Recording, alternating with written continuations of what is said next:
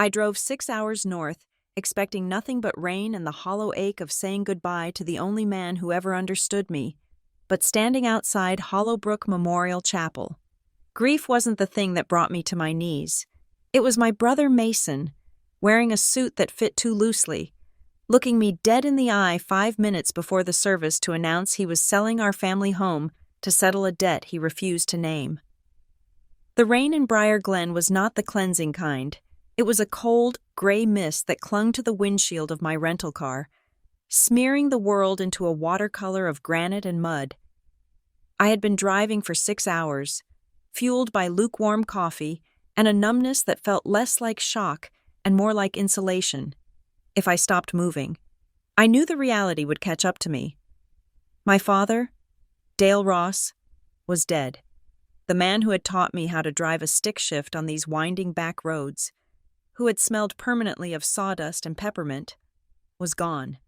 I pulled into the gravel lot of Hollowbrook Memorial Chapel. The crunch of tires on stone sounded violently loud in the quiet afternoon. My legs felt heavy as I stepped out, the damp air instantly frizzing the hair I had tried to pull back into a respectable bun.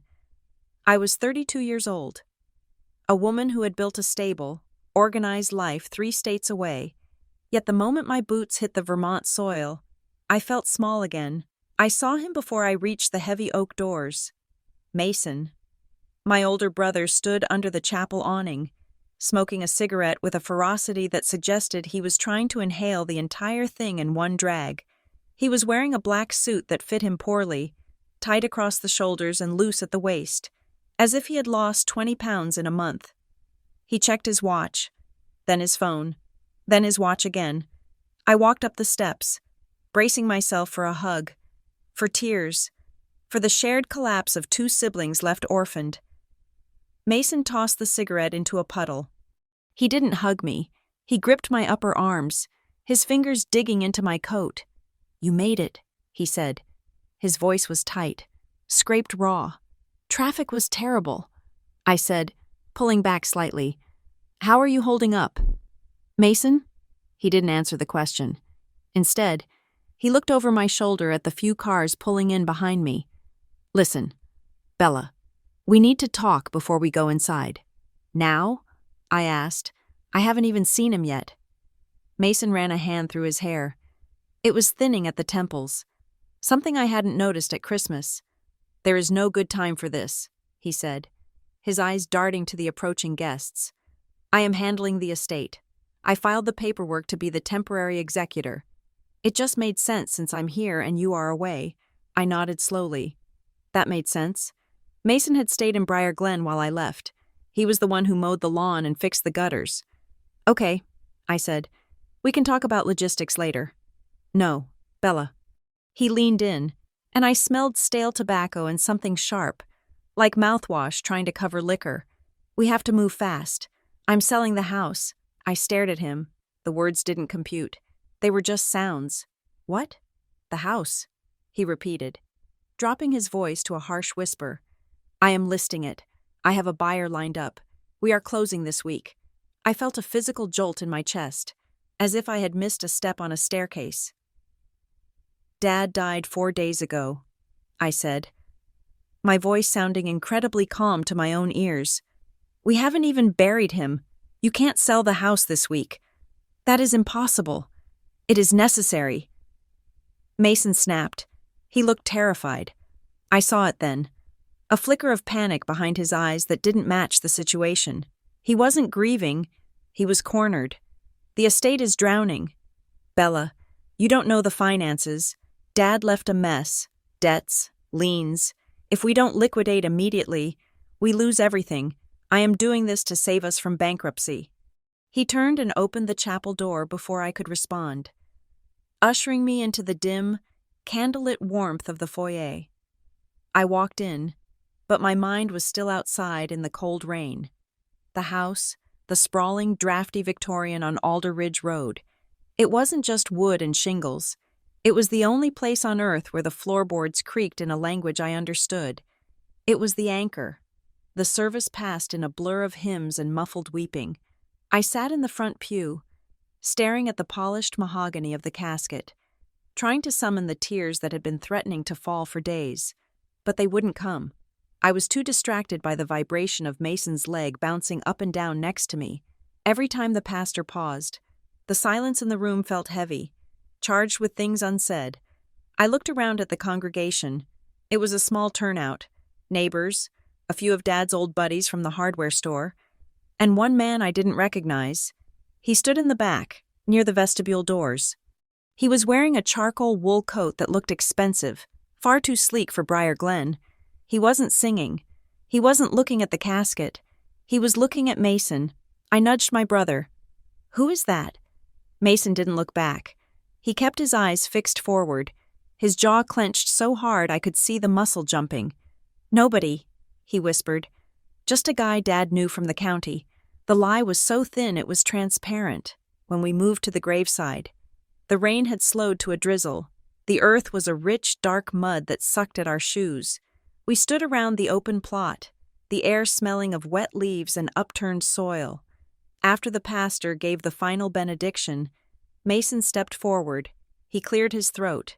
He looked like he was about to give an eulogy. "Thank you all for coming," he said, his voice projecting a false confidence. Dale loved this town. He loved this community. People nodded. A few murmured agreement. It has been a hard week. Mason continued. And as we look to the future, we have to make hard choices. I want everyone to know that while it pains us, we will be selling the Ross house on Alder Ridge immediately to settle the estate's outstanding obligations. It is what Dad would have wanted, a clean slate. A ripple of surprise went through the small crowd, but it was quickly replaced by sympathetic nods. Responsible. Their faces said, sensible, settling debts. I stood frozen. He was doing it publicly. He was locking me in. If I objected now, I would look like the difficult sister, the one who lived away and didn't understand the hard choices. I looked at Mason's hands. He was holding a small memorial candle that he was supposed to place on the casket. His hand was shaking so violently that the flame flickered wildly, threatening to go out. I looked back toward the line of cars. The man in the charcoal coat was leaning against a silver sedan, watching. He wasn't part of the mourning. He was supervising. The drive back to the house was silent. I drove my rental. Mason drove Dad's old truck. When we pulled into the long, gravel driveway of the house on Alder Ridge, the sight of it almost broke me. It was a big, rambling structure with peeling white paint and a porch that wrapped around three sides like a wooden embrace. The light was fading, casting long shadows across the yard. Mason parked and walked over to my car before I could even unbuckle. He had a clipboard in his hand. "I need you to sign these," he said, tapping the paper with a pen. I stepped out, wrapping my coat tighter against the wind. "Mason, I am not signing anything in the driveway. It is just routine. Bella, waivers for the probate filing. It lets me expedite the sale. The buyer wants to move fast. Ridgeway Development. They are offering cash." "Ridgeway Development?" I asked. "Who are they?" "Developers. They do condos or something. It doesn't matter. The money is good." I took the clipboard from him. The wind whipped the pages up. I smoothed them down, squinting in the twilight. It was dense legal jargon. Waiver of bond. Consent to sale of real property. Affidavit of heirs. I scanned the bottom of the page. Signature of beneficiary. Isabella Marie Ross. I stopped. "My middle name is Anne." I said. Mason blinked. "What?" "My middle name. It is Bella Ann Ross. This says Isabella Marie." He looked down at the paper, flustered. "It is just a typo. Bella, the secretary probably grabbed a template. Just sign it. We can fix the name later." I looked at him. Really looked at him. This was the boy who used to catch fireflies with me in this very yard. The boy who had protected me from bullies in middle school. Now, he looked like a stranger wearing my brother's face. "No," I said. "Bella, don't be difficult. I am not being difficult. Mason, I am being careful. This is a legal document giving you permission to sell our inheritance for cash to a developer I have never heard of. And you can't even get my name right." I handed the clipboard back to him. "I will read them tonight," I said, "inside, after I've had a drink and taken off these shoes." Mason grabbed my wrist. His grip was too hard. "We don't have tonight. Bella, I told them I would have the signatures by morning." I pulled my arm back, snapping my wrist free. "Then you shouldn't have promised that," I said. I walked past him, up the porch steps, and unlocked the front door.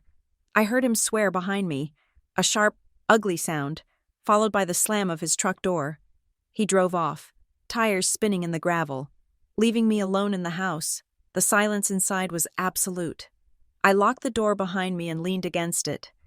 Exhaling a breath I felt like I had been holding since I crossed the state line. The house smelled exactly the same: lemon oil, old paper, and the faint, spicy scent of Dad's aftershave. It was a smell that meant safety. I walked through the living room, running my hand along the back of the worn velvet sofa. Dad's reading glasses were still on the side table. Folded on top of a stack of gardening magazines, a half-finished crossword puzzle sat on the coffee table.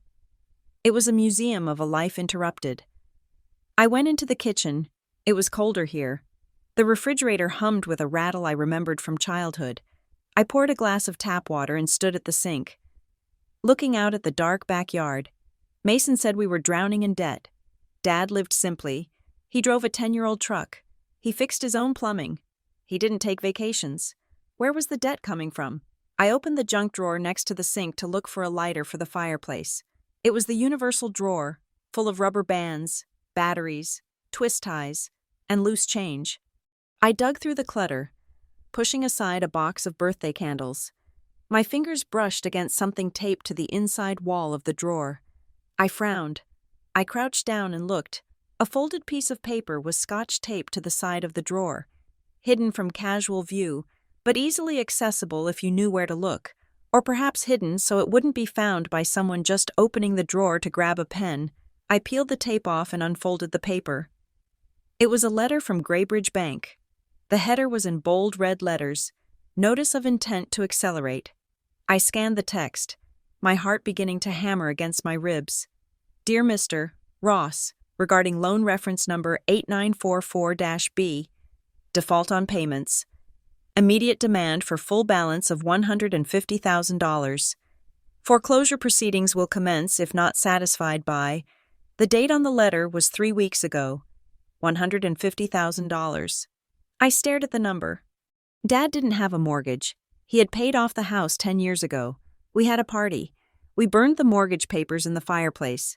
I remembered it. I checked the loan reference again. It wasn't a mortgage. It was a home equity line of credit, taken out 6 months ago. Why would Dad borrow that much money? And why would he hide the foreclosure notice in the junk drawer? The sound of a car engine cut through the silence. Headlights swept across the kitchen window. Mason was back. I stayed in the kitchen, the letter clutched in my hand. I heard the front door open, then heavy footsteps coming down the hall. Mason walked into the kitchen. He had a 6-pack of beer in one hand and a pizza box in the other. He looked like he was trying to reset the mood, trying to be the casual, fun brother again. "I got dinner," he said, putting the box on the table. "Look, Bella, I am sorry I snapped. I am just stressed. I didn't move. I placed the letter on the island between us." "What is this?" I asked.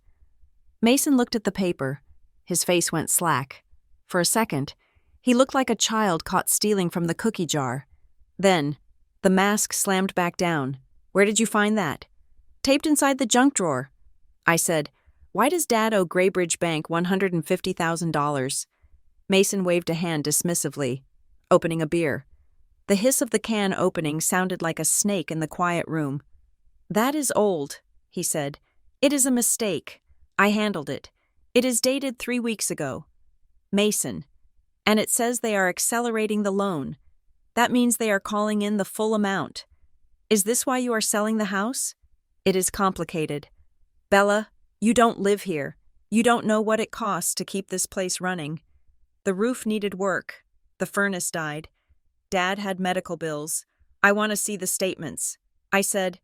Mason slammed the beer can down on the counter. Foam spilled over his hand. "Stop acting like a forensic accountant," he shouted. His voice cracked. It wasn't the deep boom of authority. It was a high, thin screech of panic. "I am the executor. I am handling it. Why can't you just trust me?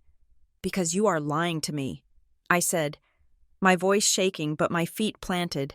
You are selling our childhood home in a week to a developer, and you are trying to force me to sign papers with the wrong name on them in a driveway. That is not how you handle an estate, Mason. That is how you handle a crime. Mason lunged forward, not to hit me, but to grab the letter. I snatched it back and took a step away. He stopped, breathing hard. His eyes were wide, the whites showing all around the irises. He looked at me, and I realized he wasn't seeing his sister. He was seeing an obstacle, a dangerous one. Fine, he spat. Keep the letter. It doesn't matter. The house is under contract. It is done. He turned and stormed out of the kitchen, grabbing the whiskey bottle from the cabinet as he went. I heard him go upstairs, heard the door to his old bedroom slam shut. I didn't sleep that night. I sat in the living room with the lights off, watching the shadows of the trees dance on the walls. Every creak of the house sounded like a threat. I wasn't just fighting for wood and drywall anymore. I was fighting for the truth of who my father was. And I was fighting for my brother, even if I had to fight him to do it. The next morning, I drove into town before Mason woke up. The sky was still the color of a bruise. I parked in front of a brick building on Main Street that housed Wexler Cole Probate Council. The receptionist looked at me with pity when I told her who I was. Everyone in town knew. Small towns are like that. Death travels faster than fiber optics. I met with Maren Holt. She was a woman in her 40s with sharp, intelligent eyes and a suit that looked tailored enough to intimidate. She listened while I explained the situation, her pen scratching notes on a yellow pad. I showed her the picture I had taken of the bank letter. "This is serious," Maren said. She leaned back, tapping the pen against her chin. "If Mason has filed as temporary executor, he has a lot of latitude. The court grants that status, so bills can be paid and assets secured. But selling real estate usually requires specific court approval or the consent of all heirs. He wants me to sign a waiver." I said. Maren nodded. "If you sign that waiver, you are essentially giving him carte blanche. You are saying you don't need to see the details. You just want the check. I am not signing it." I said, "Good. But here's the problem. Bella, if you contest his appointment, it stops everything. The assets freeze. If that loan is real and the bank is accelerating, a freeze might trigger a foreclosure anyway. The bank doesn't care about family feuds. They care about their money. So what do? We need to see the file." Maren said, "If he has submitted a contract for sale to the court, it is public record." We walked to the courthouse. It was a short walk, but the wind bit through my coat. The clerk at the probate court knew Maren. She handed over the file for the estate of Dale Ross without asking for ID. Maren flipped through it. "Here it is," she said. "Petition for sale of real property. Reason: insolvent estate." She turned the page. Proposed buyer: Ridgeway Development, LLC. Purchase price: $200,000. $200,000? I choked out. The house is worth $400,000 easily, even in this market. Fire sale prices, Maren murmured. She pointed to a line at the bottom of the contract. Closing date: Friday, October 14th. That is 2 days from now. I said. Maren flipped to the signature page for the buyer. Authorized representative for Ridgeway Development, LLC. C. Rourke. I froze. C. Rourke. I pulled my phone out of my pocket. I had seen a text pop up on Mason's phone screen when he left it on the center console of the truck yesterday. I hadn't meant to snoop, but the name had caught my eye. Rourke. Contracts ready. Don't screw this up. It was the same name. Is there a way to stop this? I asked Maren. Without blowing up the whole estate? Maren looked at me grimly. You can refuse to sign the waiver. That forces a hearing. It will delay the sale. But Bella, you need to understand something. If you do this, you are declaring war on your brother, in public, in a town where everyone knows everyone. I thought about the letter in the drawer. I thought about Mason's shaking hands. I thought about the man in the charcoal coat at the funeral. See, Rourke? Was that him? I looked Maren in the eye. Prepare the objection. I said, I am not signing. I left the courthouse and drove back to the house. I stopped at the hardware store and bought a new deadbolt for my bedroom door. When I got home, Mason was gone. His truck was missing. I carried my suitcases from the guest room into the master bedroom, Dad's room. It felt like a violation, entering his sanctuary. But it was the only room with a solid oak door and a lock I could replace. I spent the afternoon installing the deadbolt. My hands weren't shaking. I wasn't leaving. I wasn't signing. And I wasn't going to let them take this house without a fight. As I tightened the final screw, I looked out the window. A black SUV was parked at the end of the driveway. Just sitting there. The windows were tinted. I couldn't see who was inside, but I knew they were watching. I walked to the window and closed the curtains. Let them watch. I was staying. The morning after I installed the deadbolt on my bedroom door, I woke up with a headache that sat behind my eyes like a bruised fruit. The house was quiet, that heavy, settling silence of a structure that held too many secrets and not enough life. Mason's truck was in the driveway, parked at a sharp angle as if he had arrived in a hurry and abandoned it. I didn't make coffee. I didn't want the noise of the grinder to wake him. I grabbed my purse, my keys, and a notebook I had found in Dad's desk, and I slipped out the back door. If I was going to fight this sale, I needed to understand the battlefield, and the battlefield was the last year of my father's life, a year I had missed because I was too busy building my own career 3 states away. The guilt was a cold stone in my stomach, but I pushed it down. Guilt wasn't useful. Information was. My first stop was North Pines Credit Union. It was a small, brick building with a fake colonial facade, the kind of place where the tellers gave dogs biscuits through the drive-through tube. I walked in, and the smell of floor wax and stale popcorn hit me. I asked to speak to the branch manager, a woman named Sarah Jenkins who had gone to high school with my mother. She ushered me into her glass-walled office, her face arranging itself into a practiced mask of sympathy. "Bella," she said, clasping her hands on the desk. "I was so sorry to hear about Dale. He was a good man, a fixture here." "Thank you, Sarah," I said. I sat down, keeping my back straight. "I am trying to get his affairs in order. Mason is handling the probate, but I'm trying to piece together some of the expenses from the last few months." Sarah's eyes flickered. It was a micro-expression, a tiny tightening at the corners of her mouth. She shifted in her chair. "Of course," she said. "What do you need?" "I need to know if he seemed different lately." I said, "When he came in, was he stressed? Did he come in with anyone?" Sarah looked at her computer screen. Avoiding my gaze, Dale was always private. "Bella, you know that. He came in every Friday to deposit checks from his odd jobs. He usually joked about the weather." "Usually?" I pressed. She sighed, her fingers tapping nervously on the mouse. "The last few months, he was quieter. He stopped bringing in the donuts for the staff, and he was withdrawing more cash than usual. I asked him once if he was planning a trip, and he just looked at me and said, 'Sometimes you have to pay the toll to cross the bridge.' I didn't know what he meant. Pay the toll. I wrote in my notebook, 'Did he ever come in with Mason?' I asked. Sarah hesitated, a long hesitation. "Once," she said quietly. "About 2 months ago. They were arguing in the lobby, not shouting, but intense whispering. Mason looked agitated. Dale looked defeated. That was the day Dale took out a cashier's check for $5,000.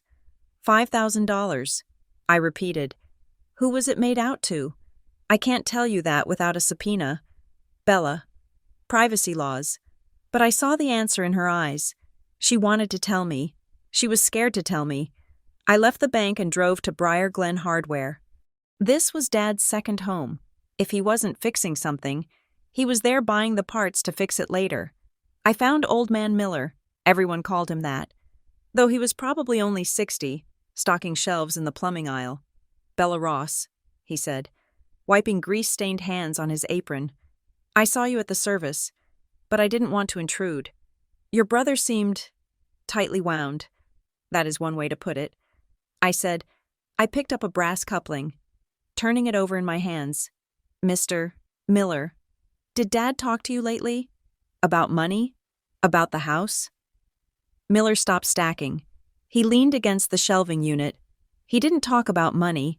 He said Dale was proud, but he was worried about the land. He kept asking me about property lines. He borrowed my metal detector 3 weeks ago, said he needed to find a survey pin on the ridge. The ridge behind the house? Yeah. He was out there in the rain. I told him he was catching his death, but he said he had to verify the boundary before they took it. Before who took it? I asked. He didn't say. He just said, they think they can rewrite the map, but the iron is still in the ground. I thanked him and walked out to the car. Before they took it, Dad knew. He knew someone was coming for the property. I spent the rest of the morning at Stone Ridge Auto and the local diner, asking the same questions. The response was always the same. A warm greeting, a sympathetic nod, and then a sudden, jarring guardedness when I mentioned Mason or the last few months. It was as if the whole town was holding its breath, waiting for a shoe to drop, and they were afraid I was the one who would drop it by 2 o'clock. I had a stack of printed bank statements I had managed to download using Dad's old laptop, which still had his password saved in the browser. I sat in the car parked by the town reservoir, going through them line by line. The pattern was undeniable. For years, Dad's spending was a flat line of predictability: groceries, gas, utilities, insurance, the occasional dinner at the diner. Then, starting 4 months ago, the landscape changed. There were withdrawals at ATMs in towns 30 minutes away, places Dad never went. $400, $600. Then, the transfer started. Wire transfer. $10,000. Wire transfer. $12,000. Wire transfer. $8,000. The recipient was listed as Harborline Consulting Services. I Googled it on my phone. Nothing. No website. No LinkedIn profile. No reviews. Just a business entity registration that led to a generic agent address in Delaware. Why was my father, a retired carpenter who thought the cloud was something that brought rain, wiring $30,000 to a consulting firm? I drove home, my mind racing. The house was empty when I arrived. Mason wasn't there. I spent the evening going through Dad's study. It was a small room off the living room, smelling of cedar and old paper. Dad was organized. He had a binder for everything. I pulled down the main household binder from the shelf. It was a thick blue notebook with labeled tabs: taxes, repairs, insurance, vehicle titles. I flipped through it. The receipts were smoothed out and filed chronologically. The tax returns were perfect. Then I hit a gap. Between insurance and vehicle titles, there was a jagged strip of cardboard where a tab had been ripped out. Not removed carefully, ripped. I looked at the index page at the front. Dad had written the table of contents in his neat block lettering. Taxes, insurance, conservation, vehicles, conservation. The tab for conservation was gone. I felt a chill that had nothing to do with the drafty window. What was in that section? And why would someone rip it out? That night, I didn't sleep well. I kept hearing the house settle, the groan of timbers that sounded like footsteps. At 4 a.m, I heard a real sound. The back door opening. I froze. I was in bed. The room pitch black. I heard the heavy tread of boots on the kitchen linoleum. I grabbed my phone and crept to the door, unlocking the deadbolt as quietly as I could. I opened it a crack. Mason was in the kitchen. He was leaning against the counter, drinking water from the tap. He was still wearing his clothes from the day before, but his boots were caked in fresh, wet mud. I stepped into the hallway. Mason? He jumped, water splashing down his chin. He spun around, his eyes wild. Jesus! Bella, you scared the hell out of me. Where have you been? I asked. It is 4 a.m. I couldn't sleep, he said quickly. Too fast. I went for a walk. Cleared my head. In the dark? In the woods? I looked at his boots. The mud wasn't the black topsoil of our yard. It was reddish clay.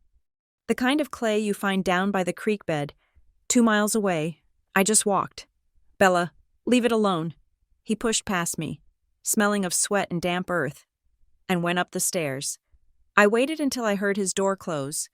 Then I went into the kitchen. He had thrown something in the trash can before he drank the water. I saw the corner of a white envelope sitting on top of the coffee grounds. I pulled it out. It was damp, stained with brown liquid. The return address was Ridgeway Development, LLC. It was empty, but it had been sealed and then torn open. The date on the postmark was yesterday. But it hadn't come in the mail. The mail hadn't run yet. Hand-delivered, in the middle of the night, or picked up from a drop spot. Mason wasn't just gambling. He was running errands. The next morning, I called Maren Holt. "I need to see you." I said. I met her at her office at 9 o'clock. I laid it all out. The bank transfers to Harborline, the ripped binder tab, the mud, the late-night envelope. Maren listened, her face grim. "This is getting dangerous. Bella," she said, "if Mason is meeting developers in the middle of the night, this isn't a standard sale. This is a liquidation under duress." "What is Harborline?" I asked. "I am running a search," Maren said. "But my guess? It is a shell, a way to move money without a clear destination. If your father was paying them, he was either paying for a service he was desperate for, or he was being blackmailed." Blackmailed? The word hung in the air. It is possible, but Bella, here is the reality. The loan from Greybridge Bank, the one you found the notice for, if that loan is valid. The bank has the first position. They can force a sale to recoup their money, but if the loan was fraudulent, if Mason forged Dad's signature, then the loan is void. Maren said, "But you have to prove it, and proving forgery takes time. We need a handwriting expert. We need the original documents. And while we are doing that, the clock is ticking on the foreclosure. Banks do not wait for families to solve their mysteries. They wait for the check, or they take the house. So we have to stop the sale." I said, "Yes, but to stop the sale, we have to file an emergency petition with the probate court. We have to allege mismanagement or fraud by the executor." "By Mason." I said, "Yes, once we file that, it becomes public record. Isabella Ross versus Mason Ross. It will be in the local paper. The town will take sides. Your brother will likely be removed from the house by the sheriff if the judge grants the order." I looked out the window at the sleepy main street of Briar Glen. I thought about Mason teaching me to ride a bike. I thought about the fear in his eyes at the funeral. "If I don't do it?" I asked. "Then the house is sold next week. The debt is paid. Mason walks away. And whatever happened to your father gets buried with the foundation. I need one more day." I said, "I need to be sure." I drove back to the house. But I didn't go inside. I saw my neighbor, Daphne Lyle, gardening in her front yard. Daphne had lived next to us for 30 years. She had given me cookies when I scraped my knee and advice when I had my first heartbreak. I walked over to the fence. "Hi, Daphne." She looked up, pulling off her gardening gloves. Her face was lined with age, but her eyes were sharp. "Bella," she said, "I was wondering when you would come by." I smiled weakly. It has been a whirlwind. She walked over to the fence and rested her arms on the wood. "How are you doing?" "Honey, really?" I am confused. "Daphne, I'm trying to understand what happened to Dad." Daphne looked toward my house. She lowered her voice. "He was a good man, your father, but he was tired. Bella, this last year, it aged him 10 years. Did he talk to you about what was wrong?" "He talked about you," she said. "He was so proud. He kept showing me articles about your work. He said, 'Bella got out. She is safe.'" "Safe from what?" She hesitated. "He was worried about Mason. He said Mason had gotten mixed up with people who didn't play by the rules. He said he was trying to fix it, but the hole kept getting deeper." "Did he mention a loan? Or a company called Harborline?" "No, but right before he died, maybe 2 days before, he was out here on the porch. He looked serene, weirdly calm. He told me, 'Daphne, if anything happens to me, you tell Bella to look for the failsafe.'" "The failsafe?" I asked. "What does that mean?" "I don't know," I asked him, and he just tapped the side of his nose and said, "She is smart. She will figure it out. It is the only way to stop them." My stomach dropped. a failsafe, a backup plan. I thanked Daphne and went inside. I went straight to the kitchen table and spread out the calendar Dad kept on the wall. 2 days before he died, he had written HMG, 10 a.m. in the square, Hollowbrook Medical Group. I drove to the clinic. I had a power of attorney document that Marin had prepared for me, giving me access to his medical records as a potential administrator. The receptionist was reluctant, but the document was legal. She handed me a file. I sat in the waiting room and read it. Dad's blood pressure had spiked in the last 6 months, 180 over 110. Dangerous levels. The doctor's notes were clinical but telling. Patient reports extreme stress, insomnia, panic attacks, prescribed beta blockers and sleep aids. Patient declines counseling. States, situation is temporary. Situation is temporary. There was a note from 3 weeks ago. Medication change. Patient reports previous dosage ineffective. Tremors observed in hands. Tremors, like Mason's hands at the funeral. Was Dad sick? No. The autopsy said heart failure. Sudden, but stress kills, and fear kills faster. I drove home, my anger building with every mile. Mason had done this. Whatever mess he was in, he had dragged our father into it, stressed him to the breaking point, and maybe, just maybe, pushed him into the grave. I found Mason in the living room. He was watching TV with the sound off, staring at the screen. We need to talk. I said. He didn't look up. About what? About the gambling. Mason. He flinched. The word hit him like a physical blow. I don't know what you're talking about. Stop it, I said. I turned off the TV.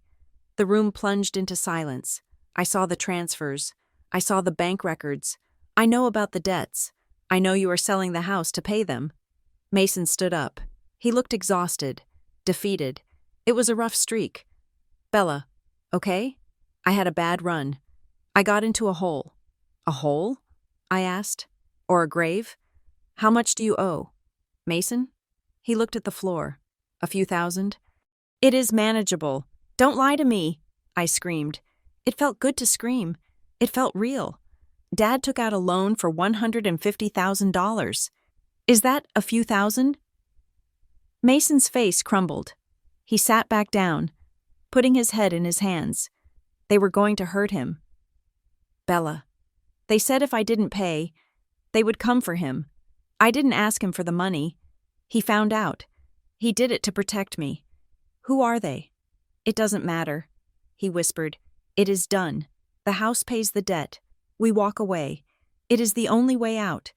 You are reciting a script. I said. I could hear the cadence of it. Someone told you to say that. The house pays the debt. We walk away.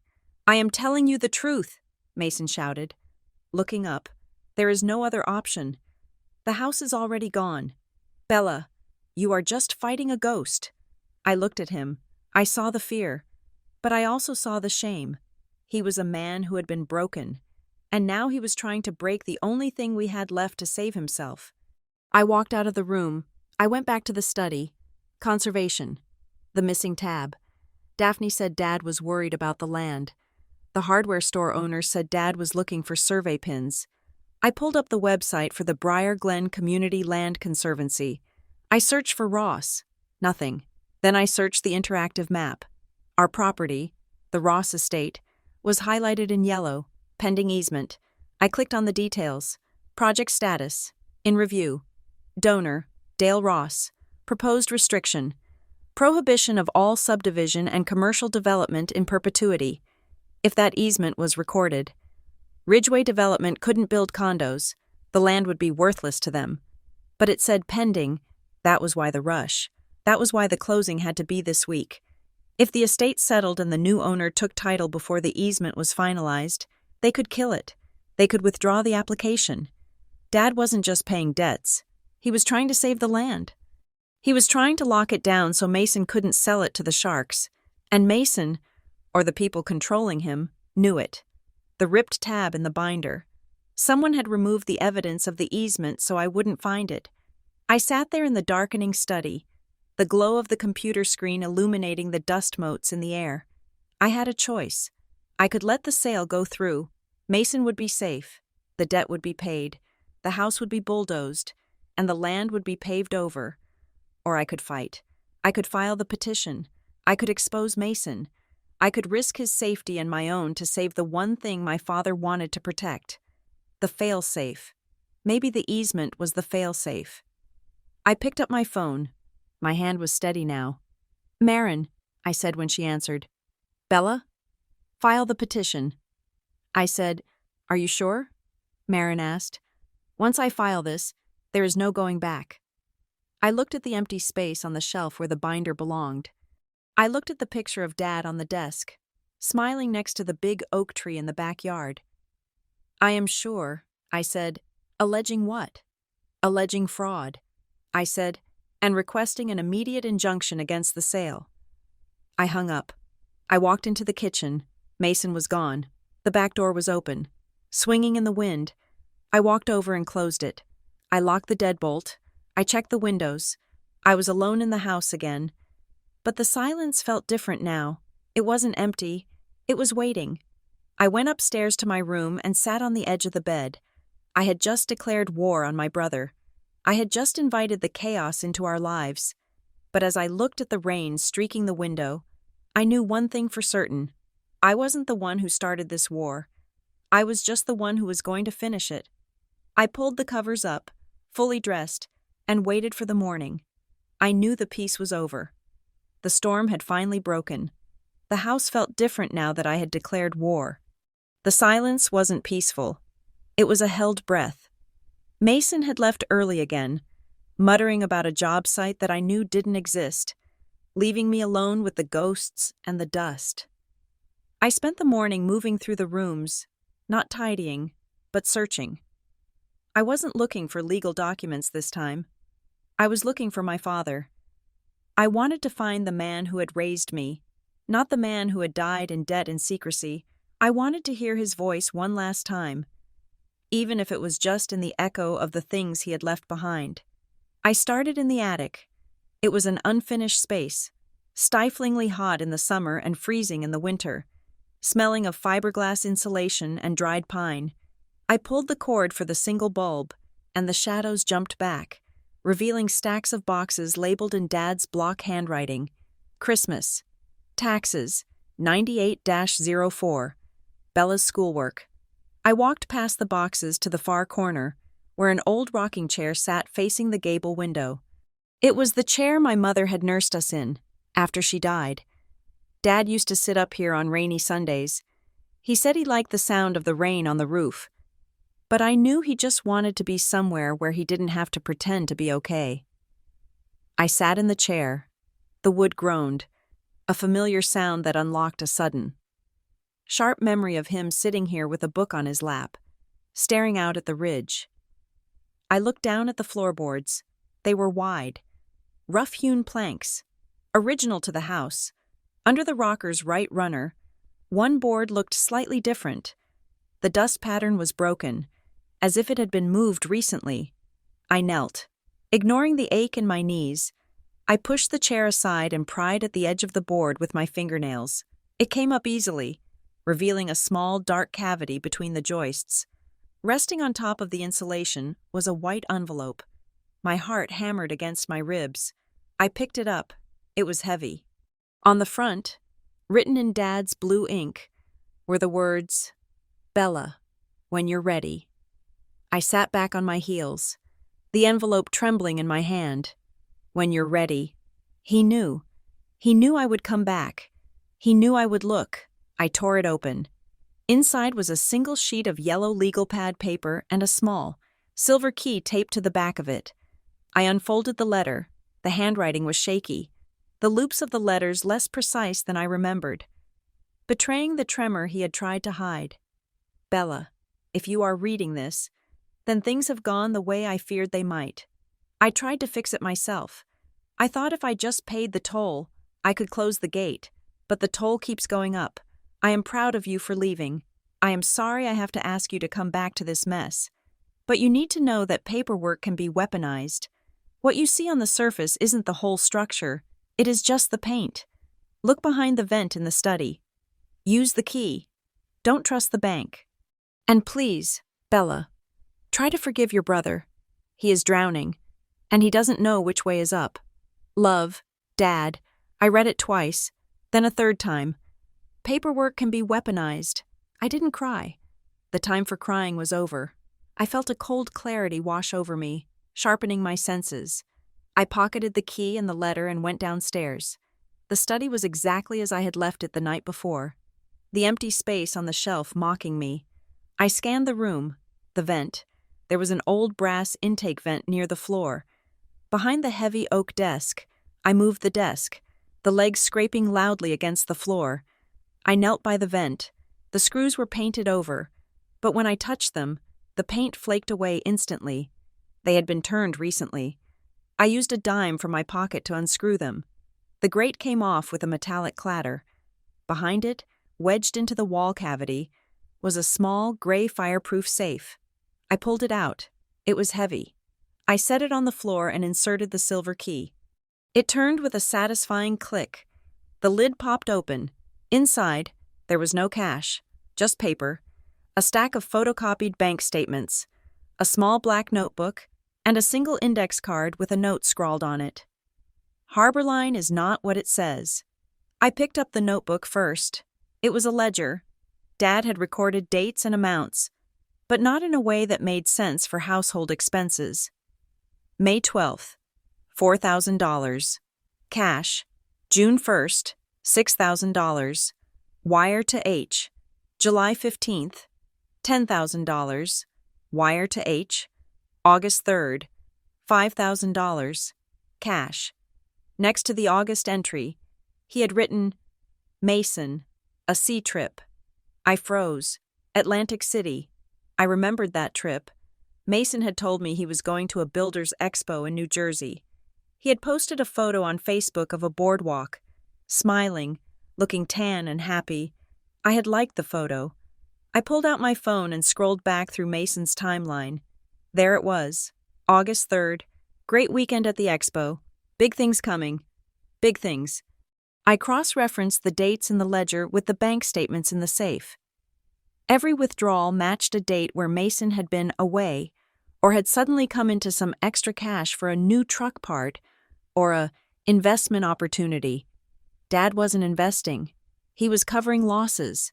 I did the math in my head, adding up the numbers in the notebook. 25,000, 40,000, 60,000, and then the big one, the home equity line of credit, $150,000. The entry in the notebook simply said, the buyout. Buyout. That sounded final. That sounded like a settlement. I sat back against the desk. The papers scattered around me like debris from a crash. I felt sick.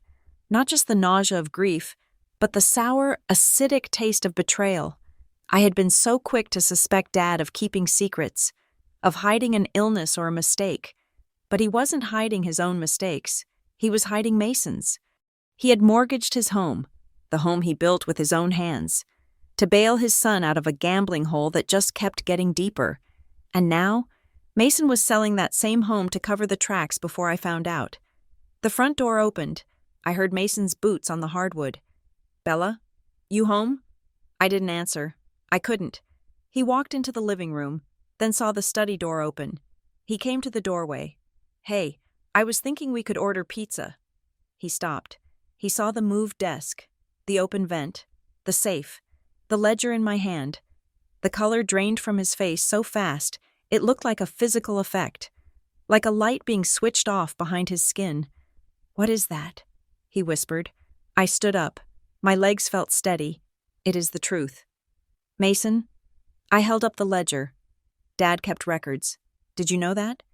He wrote it all down. Every wire transfer, every cash withdrawal, every time you went to Atlantic City or the casino at Foxwoods and came back needing money. Mason took a step back, his hand reaching out to the doorframe for support. Bella, wait for what? I asked, my voice low and dangerous. Wait for you to tell me another lie about a roof repair? Or a business loan? I walked toward him, and he shrank back. $150,000. Mason, Dad took out a loan against this house 3 months ago. He called it the buyout. He thought he was buying your freedom. didn't he? Mason didn't speak. He looked at the ledger like it was a gun pointing at his chest. He paid it. I said, he paid them. So why are they still calling? Why are you selling the house now? Mason made a sound, a choked, strangling noise. He slid down the doorframe until he was sitting on the floor, his head in his hands. It wasn't enough. He said, his voice was muffled.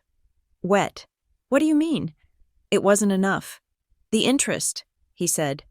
Looking up, his eyes were red, terrified. You don't understand how they work. Bella, it is not a bank. There is no APR. The number changes when they say it changes. Dad paid the principal. He thought he cleared the board, but then they added fees, late penalties, processing charges. Who are they? I demanded. Is it Ridgway? Is it this Rourke? Mason flinched at the name. Cal Rourke is the broker. He said, he works for the people who run the game. He is the face, but the people behind him. Bella, they don't sue you. They don't send collection letters. He pulled up his sleeve, on his forearm. There was a bruise, not a fresh one, but a yellowing, fading mark in the shape of fingers. They came to the job site. He whispered, 2 weeks ago. They told me if I didn't liquidate the asset, they would start liquidating me. I stared at the bruise. The reality of it hit me. This wasn't just numbers on a page. This was violence. So you decided to sell the house, I said, to save your own skin. To save the estate, he cried, desperation creeping back into his voice. If I don't sell, they will take it anyway. They have liens, Bella, fake ones, real ones. It doesn't matter. They have lawyers who make things happen. If I sell to Ridgway, the debt is wiped clean. We walk away with nothing, but we walk away alive. I looked at my brother. He was pathetic. He was a coward. But he was also my brother, and he was terrified. We are not selling. I said, Bella, you can't stop this. I can, and I will. But I need you to listen to me. I crouched down in front of him, forcing him to look at me. We are going to fix this. But we are going to do it my way. No more secrets. No more handling it. I need a lawyer.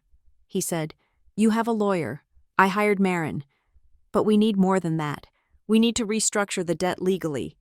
We need to get you into a program for the gambling, and we need to go to the police about the threats. No! He scrambled back, scrambling across the floor like a crab. No police. You can't. Bella. If you bring the cops into this, they will burn the house down with us inside it. You don't know who these people are. His reaction was visceral. It wasn't just fear of getting caught. It was fear of retaliation. Okay, I said, raising my hands. Okay. No police. Yet. But we are not selling to Ridgway. Mason shook his head, rocking back and forth. They are going to kill me, he muttered. They are going to kill me. We will find another way. I said, Dad mentioned a failsafe. Mason looked up, confusion breaking through his panic. A failsafe? The easement, I said. The land conservation. Dad was trying to donate the land to the conservancy. If he did that, the property value drops. Developers can't build. Ridgway won't want it. Mason's eyes went wide. He never signed it, he said. He talked about it, but he never signed it. Then we need to find out why. I said. I left Mason sitting on the floor of the study and went to the kitchen to make a pot of strong coffee. My hands were shaking now, the adrenaline dump leaving me weak. I had the truth, but the truth was worse than the mystery. My father had died trying to pay off a loan shark, and my brother was being hunted. I drank 2 cups of coffee standing up, then drove straight to the Briar Glen Community Land Conservancy. It was housed in a small, converted barn on the edge of town, smelling of cedar and laminate. I asked for the director. A woman named Susan Vance came out. She was wearing fleece and hiking boots, her gray hair pulled back in a sensible ponytail. Bella Ross, she said warmly. I was so sorry to hear about Dale. He was a visionary for this valley. I need to ask you about the easement, I said, the one on the Alder Ridge property. Susan's face fell. She sighed and gestured for me to sit at a round table covered in topographical maps. We were so close. She said, Dale was passionate about it. He wanted to preserve the ridge trail for the public. We had the surveys done. We had the papers drawn up. Why didn't he sign? I asked. Susan hesitated. She looked at a file on her desk. He came in about 2 months ago. He was ready to sign, pen in hand. Then he got a phone call. He stepped outside to take it. When he came back in, he looked gray. He said he had to wait. He said there were family complications he had to resolve first. Family complications, Mason, or the people controlling Mason. Did he say anything else? He said he needed to clear the title. Susan said, he said there was a cloud on it he hadn't expected. I assumed he meant a lien or a boundary dispute. I nodded. And has anyone else contacted you about the land? Susan tightened her lips. Yes, she said. About a week after Dale died. A man came in, very aggressive. He wanted to know if the easement was recorded. When I told him it was pending, he practically cheered. He told me the new owner would be withdrawing the application immediately. Who was he? I asked, though I already knew the answer. He gave me a card. Susan said. She pulled a business card from the file and slid it across the table. Ridgeway Development, LLC, Cal Rourke, Senior Acquisitions Manager. It was the same name. C. Rourke. The text message. The signature on the sale contract. He told me the conservation idea was sentimental garbage, Susan said, her voice sharp with indignation. He said the highest and best use of that land was luxury condos. I stared at the card. This man, Rourke, wasn't just a buyer. He was the architect of my family's destruction. He had likely pressured Dad to delay the signing, using the debt as leverage. Don't sign the easement, or we hurt Mason. So Dad paused. He took out the loan to pay them off so he could sign the easement freely. But they took the money and kept the pressure on. I stood up. The application. I said, is it still active? Technically, yes, Susan said. Until the executor withdraws it. Mason is the executor, I said. Right. And if he withdraws it, it is gone. What if I contest the executorship? I asked. What if the estate is in dispute? Susan looked at me thoughtfully. If the ownership is in dispute, we can't accept a withdrawal. We have to freeze the application until the court determines who has the authority. Freeze it, I said. Do not let anyone withdraw that application. I am filing an injunction today. I left the Conservancy with a new sense of purpose. I wasn't just fighting for the house. I was fighting to finish what my father started. He had tried to save the land. They had stopped him. I would not let them stop me. I called Marin Holt from the car. File it. I said, it is done. Marin said, I filed the petition an hour ago. We have a hearing set for Tuesday. But Bella, brace yourself. Greybridge Bank just filed a motion to intervene. They are claiming the estate is insolvent and demanding an immediate sale to satisfy the note. They are working together, I said. The bank and Ridgeway. It certainly looks coordinated. Marin agreed. They are trying to squeeze you from both sides. If the judge sees the debt is valid and the estate has no cash, he might order the sale regardless of your fraud claims. He might say the house has to go to pay the creditors, and you can fight over the leftover pennies later. There won't be any pennies. I said, exactly. Bella, do you have any way to show the court that the estate can remain solvent? That you can pay the mortgage without selling? I thought about my savings. It wasn't enough. I thought about my job in the city. I could take a leave of absence, but I couldn't carry a $150,000 debt on my salary alone. I will find a way. I said. I hung up and drove home. The sun was setting, casting long, bruised shadows across the road. When I got to the house, Mason was in the kitchen, cooking. He was making spaghetti. Dad's recipe. The smell of garlic and oregano filled the air, a bizarrely comforting scent in the middle of a nightmare. I didn't ask you to cook, I said. Putting my keys on the counter. I know, he said, not looking up from the pot. I needed to do something with my hands. He looked better than he had in the study. Calmer, but it was a fragile calm, like a thin layer of ice over a dark river. I went to the Conservancy. I said, "Rourke went there. He tried to kill the easement." Mason nodded slowly. "I know. He told me. He said the easement kills the deal. No condos, no profit, no profit, no buyout. We are going to fight them." Mason. He turned off the burner and looked at me. "You filed the petition?" "Yes. Then it is done," he said. He sounded resigned. "The clock is ticking now." We ate dinner in silence.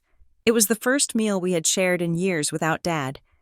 The empty chair at the head of the table felt like a black hole, absorbing all the light in the room. That night, the house felt hostile. Every shadow seemed to stretch and reach. I double-checked the deadbolt on my bedroom door. I put a chair under the handle. I lay in bed, staring at the ceiling, listening. At 2 a.m, I heard it. A car. It wasn't passing by on the main road. It was slow, creeping. The gravel of the driveway crunched softly under tires. Then, silence. The engine didn't cut off. It just idled. A low, rhythmic thrum that vibrated through the frame of the house. I sat up, my heart slamming against my ribs. I didn't turn on the lamp. I slid out of bed and crept to the window. I peeked through the slit in the curtains. A dark sedan was parked at the bottom of the driveway. Just beyond the reach of the porch light, I couldn't see the license plate. I couldn't see the driver. Just the twin plumes of exhaust rising in the cold air like dragon's breath. I reached for my phone to dial 911. My thumb hovered over the call button. "If you bring the cops into this, they will burn the house down with us inside it." Mason's voice echoed in my head. If I called the police, the car would drive away. They would claim they were lost, or turning around, and then, tomorrow, or the next day, something would happen. A fire. An accident. I lowered the phone. I watched. The car sat there for 5 minutes, 5 eternities. Then, the window rolled down. An arm emerged. I saw the glow of a cigarette tip. A hand flicked the ash onto my father's driveway. It was a message. "We are here. We are watching. We can touch you whenever we want." The window rolled up. The car backed out slowly, no headlights, and disappeared down Alder Ridge Road. I let out a breath that shook my entire body. I went out into the hallway. Mason's door was closed. I didn't know if he was asleep or if he was huddled in his room, listening to the same engine, knowing exactly who was behind the wheel. I went back to my room and sat on the floor, my back against the wall. The letter from the safe clutched in my hand. Paperwork can be weaponized. Yes, Dad. But so can fear. And tonight, they were using both. I realized then that this wasn't just a legal battle. This was a siege. And if I was going to survive it, I had to stop acting like a victim and start acting like a soldier. I needed to know who Rourke really was. I needed to know where the money went. And I needed to find the one thing they were afraid of. Because everyone is afraid of something, even monsters. I looked at the key in my hand. It had opened the safe. But there had to be more. Dad said, "Look behind the vent." I had found the safe. But was that all? I remembered the floorboard in the attic. When you're ready. Maybe I wasn't ready yet. Maybe there was something else I had missed. I resolved to tear the house apart tomorrow, floor by floor, document by document. I would find the leverage. Or I would lose everything. But I wouldn't sleep. Not tonight. Not while the engine was still humming in my ears. The coffee in Marin Holt's conference room was stale. But I drank it black, grateful for the bitter burn. Across the mahogany table, a man named Arthur Gentry adjusted a pair of jeweler's loops over his eyes. He was a forensic document examiner Marin had flown in from Burlington, a man whose entire career consisted of staring at ink until it confessed. He had been silent for 20 minutes, comparing the signature on the Graybridge Bank refinance documents, the ones that had put a $150,000 lien on my father's house, against a stack of Dad's old checks and tax returns I had pulled from the attic. Finally, Gentry sat back and removed the loops. He rubbed the bridge of his nose. "Well?" Marin asked, her pen hovering over her legal pad. "It is a high-quality simulation," Gentry said. His voice was dry, precise. To a layman, or even a bank teller moving quickly, it looks authentic. The slant is correct. The terminal stroke on the R in Ross matches his habitual style from the last 5 years. But, I asked, I heard the but hanging in the air. But it is drawn, not written, Gentry said. He slid a magnified photo across the table. Look here, at the top of the D. Do you see that microscopic gathering of ink? That is a hesitation mark. The pen stopped for a fraction of a second while the hand adjusted direction. He pointed to another spot, and here, the pressure is uniform throughout the signature. When people sign their own names, they vary pressure unconsciously, heavy on the downstroke, light on the upstroke. This signature has the same pressure from start to finish. It was traced or mimicked by someone focusing on the shape, not the flow. So it is a forgery, I said. The relief was instant, followed immediately by a wave of cold nausea, in my professional opinion. Yes, Gentry said. Dale Ross did not sign this document. I looked at the paper. Someone had sat down, maybe at my father's own kitchen table, and carefully forged his name to steal his home. Does this void the loan? I asked Marin. It gives us strong grounds to contest it, Marin said, but we have to prove who did it, or at least prove that the bank failed in its due diligence.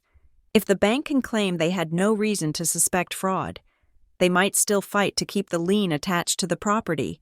We need to connect the forgery to the beneficiary. The beneficiary was the bank, but the money had gone to Harborline Consulting Services. I left Marin's office with a copy of Gentry's preliminary report and a new mission. I needed to know who or what Harborline was. The address on the wire transfer documents listed Harborline's headquarters as Suite 404, 1200 Industrial Park Drive, Meriton, New Hampshire. I drove 2 hours east, crossing the state line into the granite hills of New Hampshire. I expected an office park. I expected glass and steel.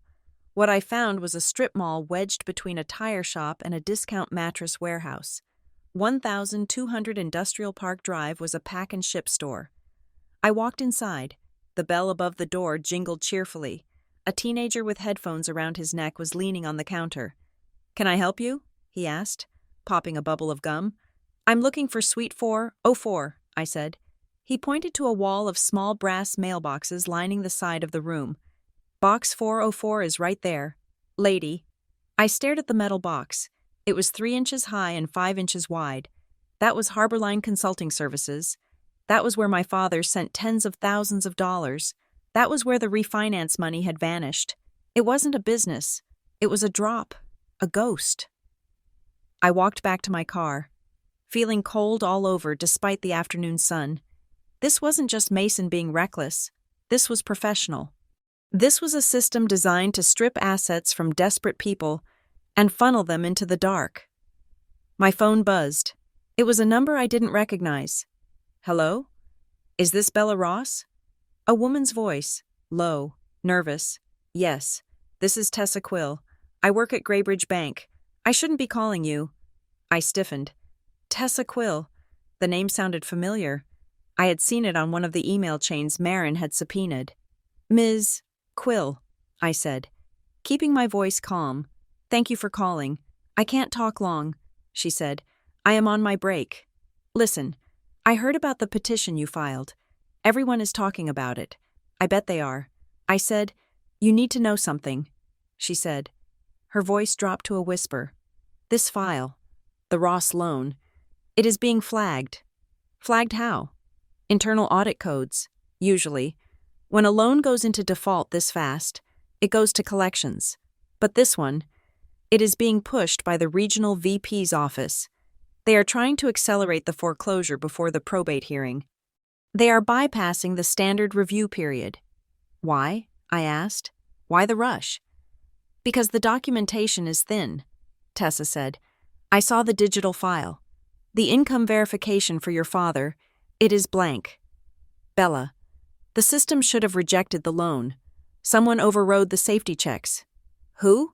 I can't see the user ID. It is redacted. But you need to look at the originating officer listed on the promissory note. It says referral. That means it didn't come from a branch. It came from an outside broker. Harbor Line? I asked. I don't know. She said, I have to go. Just don't let them bully you. The paperwork is bad. They know it is bad. That is why they are trying to sell the house before a judge looks at it. The line went dead. I sat in the parking lot of the pack and ship store, gripping the steering wheel, a fake company, a forged signature, an inside man at the bank, or at least a blind eye turned by a regional VP. I drove back to Briar Glen with a fury that felt like gasoline in my veins. I found Mason in the garage. He was sanding an old chair, the sawdust coating his arms like powdered sugar. He looked up when I walked in, and he saw the look on my face. He stopped sanding. The signature was forged. Mason, I said. He put the sanding block down. He didn't look surprised. He looked resigned. I know, he said softly. You know? I shouted. You knew Dad didn't sign it? Mason wiped his hands on a rag. I didn't forge it. Bella, I swear. But I was there. Where? At the kitchen table. The guy. The fixer. He brought the papers. Dad was upstairs. Sick. He had taken his sleeping pills. The guy said, Don't wake him up. We just need to get this moving. Who was the guy? I demanded. His name is Silas. Mason said. He is not a banker. He is a facilitator. I met him through the guys at the club. The gambling circle. Mason, listen to me. You introduced our father to a loan shark who forged his signature to steal his equity. I thought he was a broker. Mason pleaded. His eyes were wet.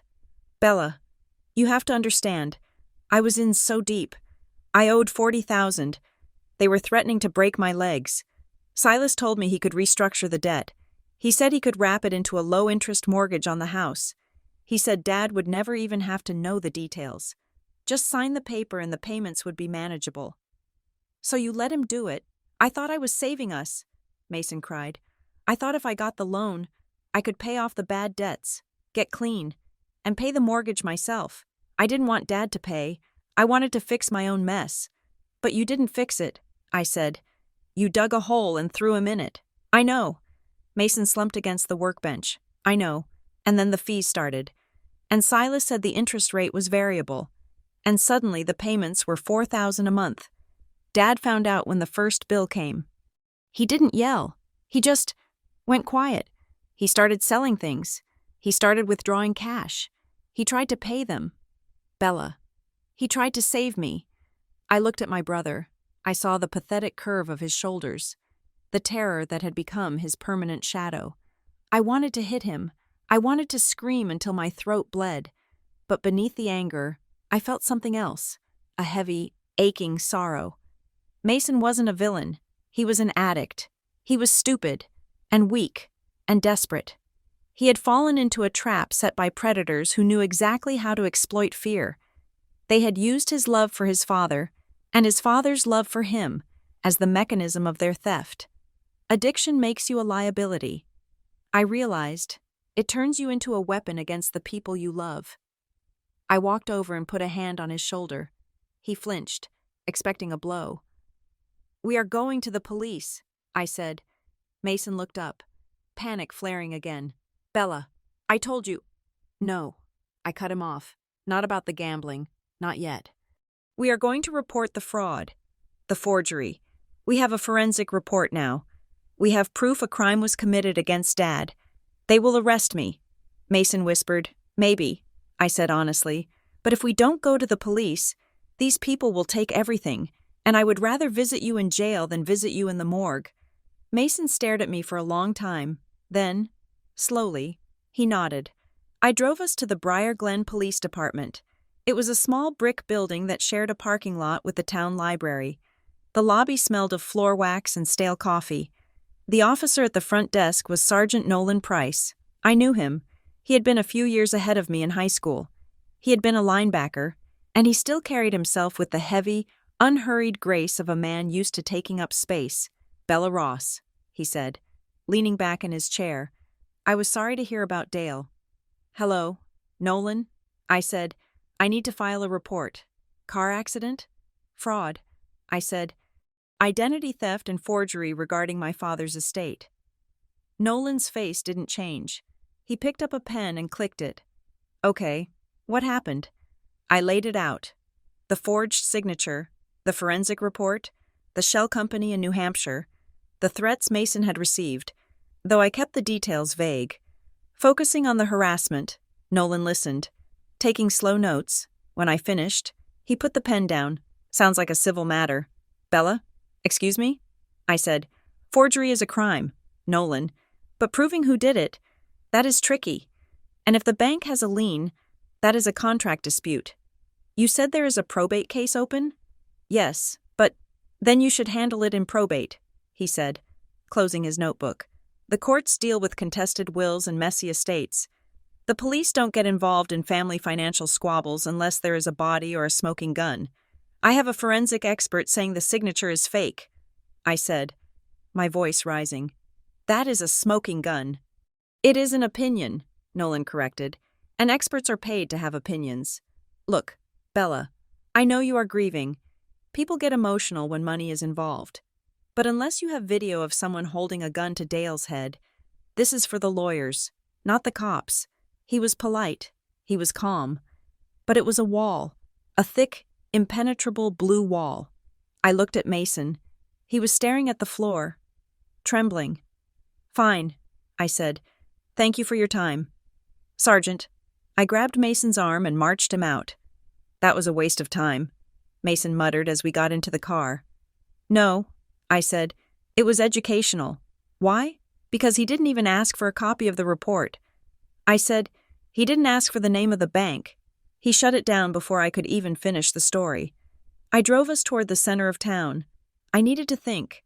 I needed to understand why the local police were so uninterested in a $150,000 fraud.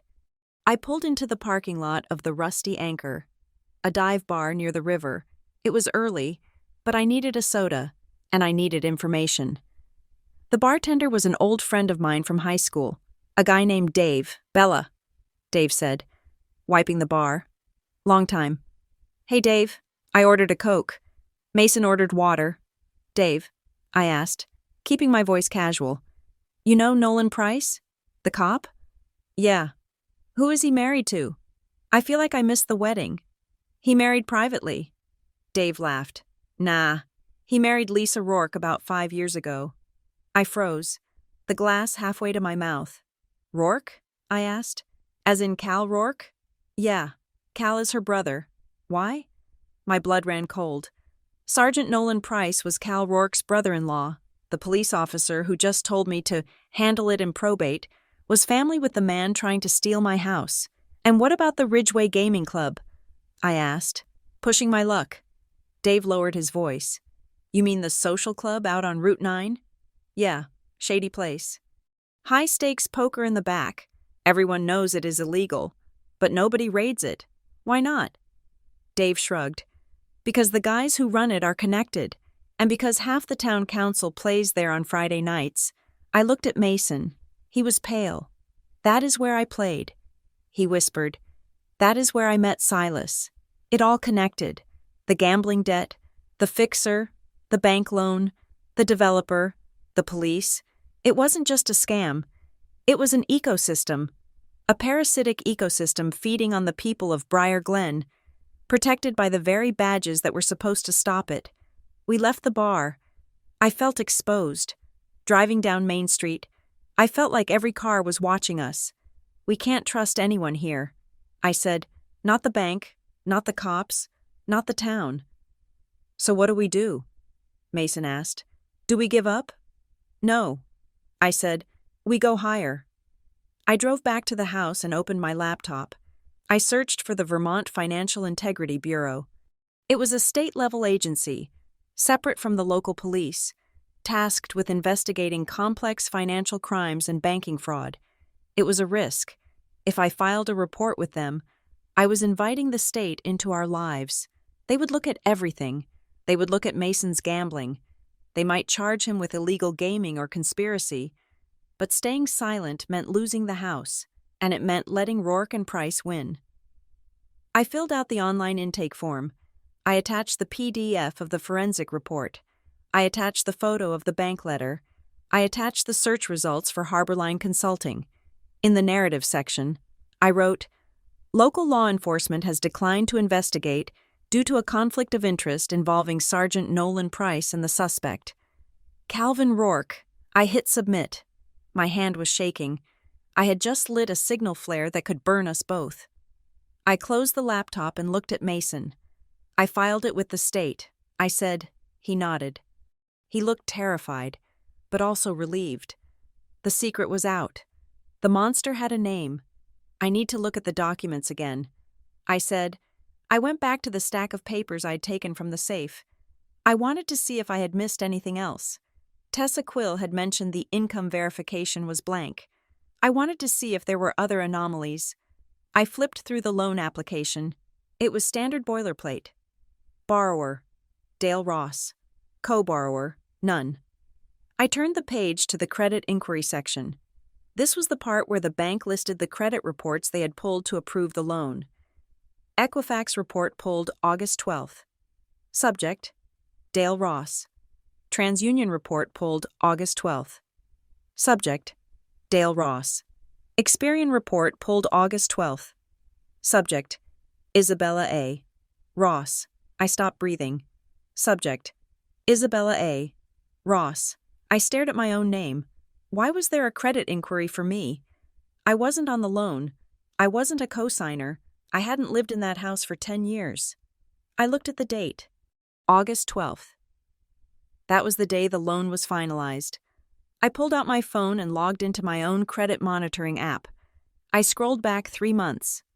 There it was, a hard inquiry from Graybridge Bank. I had missed it. I had been so busy with work, so focused on my own life, that I hadn't noticed a single notification. Or maybe I had dismissed it as a glitch. But it wasn't a glitch. I stood up, the paper crinkling in my fist. I walked into the living room where Mason was staring out the window. "Mason," I said. My voice was very quiet. He turned around. "Yeah? Why did Graybridge Bank pull my credit report on August 12th? Mason's face went blank. Then, a flush of red crept up his neck. His eyes darted to the door, then back to me. "I don't know. Don't lie to me," I screamed, the sound tearing out of my throat. "They pulled my credit. Mason, that means someone used my identity. Did you give them my social security number?" Mason backed away, his hands up. "I didn't. I swear." "But Silas asked about you. He asked about me. He asked if there were other heirs. He asked if you were successful. He said having a strong guarantor in the family helps the underwriting. And what did you give him?" I advanced on him. "Did you give him my old tax returns? Did you give him my info from Dad's files?" "I just gave him the binder," Mason blurted out. "The household binder. It had everything in it. Your old student loan papers, your car title. I just gave it to him to copy." I felt the blood drain from my head. I had to sit down on the sofa before I fell down. "You gave a loan shark my identity." I whispered. Mason, in his desperation, hadn't just sacrificed our father. He had served me up on a platter. They used my credit score, my pristine city job credit score, to bolster the application. They probably listed me as a guarantor without my signature, forging my name just like they forged Dad's. That was why the loan went through so fast. That was why the audit codes were flagged. They had attached an unsuspecting third party to the debt. If the house sold, the debt would be paid, and I would never know. But if the house didn't sell, if the foreclosure went through, they would come after me. They would garnish my wages. They would ruin the life I had built. Mason dropped to his knees in front of me. "I am sorry, Bella. I am so sorry. I didn't know they would use it. I just wanted them to stop calling." I looked at him. I saw the tears streaming down his face, but I didn't feel empathy anymore. The empathy had evaporated, replaced by a cold, hard knot of self-preservation. This wasn't just about saving Dad's legacy anymore. This was about saving myself. "Get up," I said. My voice was ice. Mason stood up, wiping his face. "You are going to help me destroy them, Mason. Not because you are a good brother, but because if you don't, I will personally drive you to the state police and hand them the evidence of identity theft myself. I will do whatever you want." He sobbed. "Good," I said. I picked up the phone. I called Marin Holt. "Add a claim to the petition." I said, "What is it?" Marin asked. "Identity theft." I said, "They used my credit to secure the fraudulent loan." There was a silence on the line. Then Marin let out a low whistle. "Bella, that changes everything. That makes you a victim. Not just an heir. That gives you standing to sue the bank directly. Do it," I said. I hung up. I looked out the window. The sun had gone down. The darkness was pressing against the glass. Let them watch. Let Rourke sit in his car and smoke his cigarettes.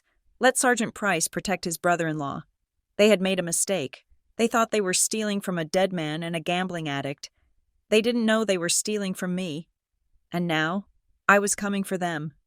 The week following my filing with the Vermont Financial Integrity Bureau was a blur of aggressive paper cuts. I thought filing the fraud claim would be a shield. But Graybridge Bank treated it like a starter pistol. They didn't retreat. They advanced.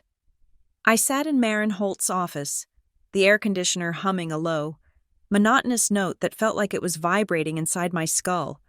Marin pushed a thick stack of documents across the desk toward me. "This is their response," she said. Her voice was calm, but her eyes were tired. "They are filing for an expedited hearing to lift the stay. They are arguing that the estate is wasting assets and that the fraud claim is a delay tactic. They want to foreclose immediately." I picked up the top page. Motion to compel sale. Notice of default. The language was sterile, violent in its bureaucracy. "They can do that?" I asked. "Even with the police report? Even with the forensic analysis?" "They can try," Marin said. "Banks hate uncertainty.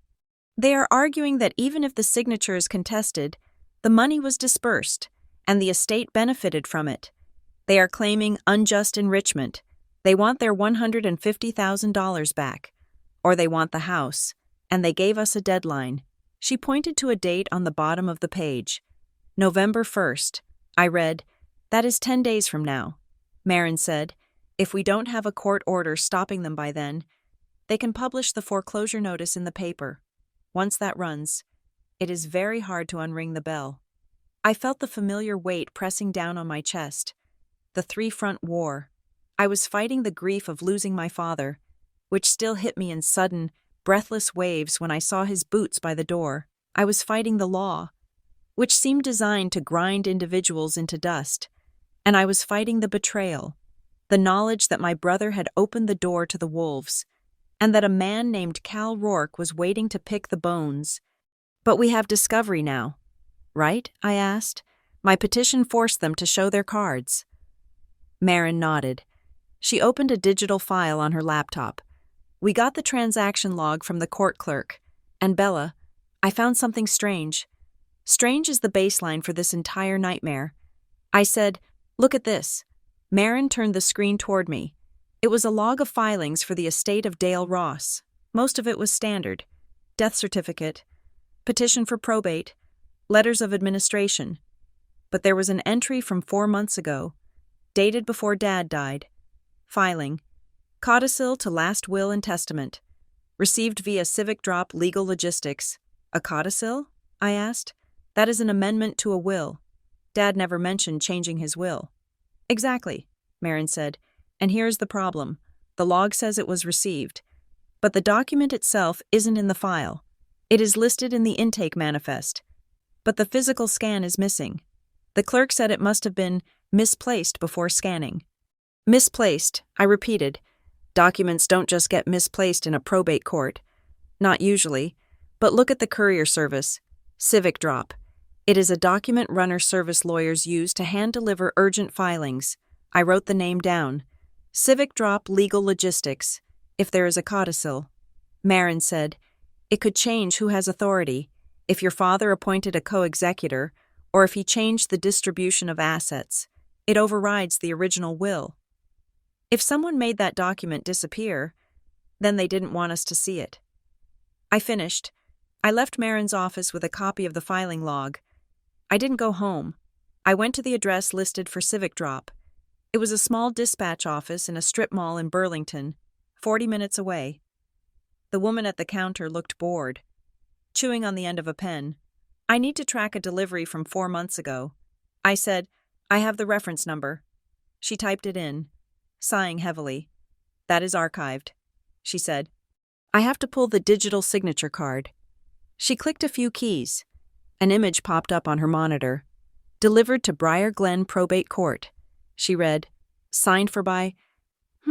What? I asked, leaning over the counter. Usually, the clerks sign with their full names. This one is just initials. I looked at the screen.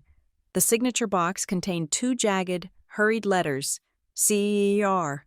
My blood went cold. C-E-R. Cal Rourke. He hadn't just pressured Mason. He hadn't just bullied the Land Conservancy. He had intercepted a legal filing at the courthouse. He must have been there, maybe posing as a courier. Or maybe he had someone on the inside who handed it to him before it hit the scanner. Can you print that? I asked. She printed it. I held the paper in my hand. It was proof of interference. It was proof that Dad had tried to change the game, and Rourke had removed the piece from the board. I called Marin from the parking lot. It was Rourke, I said. He signed for the delivery. The codicil never made it to the file. That is obstruction of justice, Marin said, her voice sharp. That is a felony, Bella. We can use this. We can ask for a temporary injunction based on spoliation of evidence. We can stop the sale cold until that document is found. Do it, I said, 2 days later. We were in front of a judge. It was a preliminary hearing. Just the lawyers and me. Mason stayed home. He was too erratic to be in a courtroom. Judge Holloway was a stern, gray-haired woman who looked like she had seen every version of family dysfunction the county had to offer. She listened to Marin lay out the evidence, the missing codicil, the suspicious signature, the forensic report on the loan documents.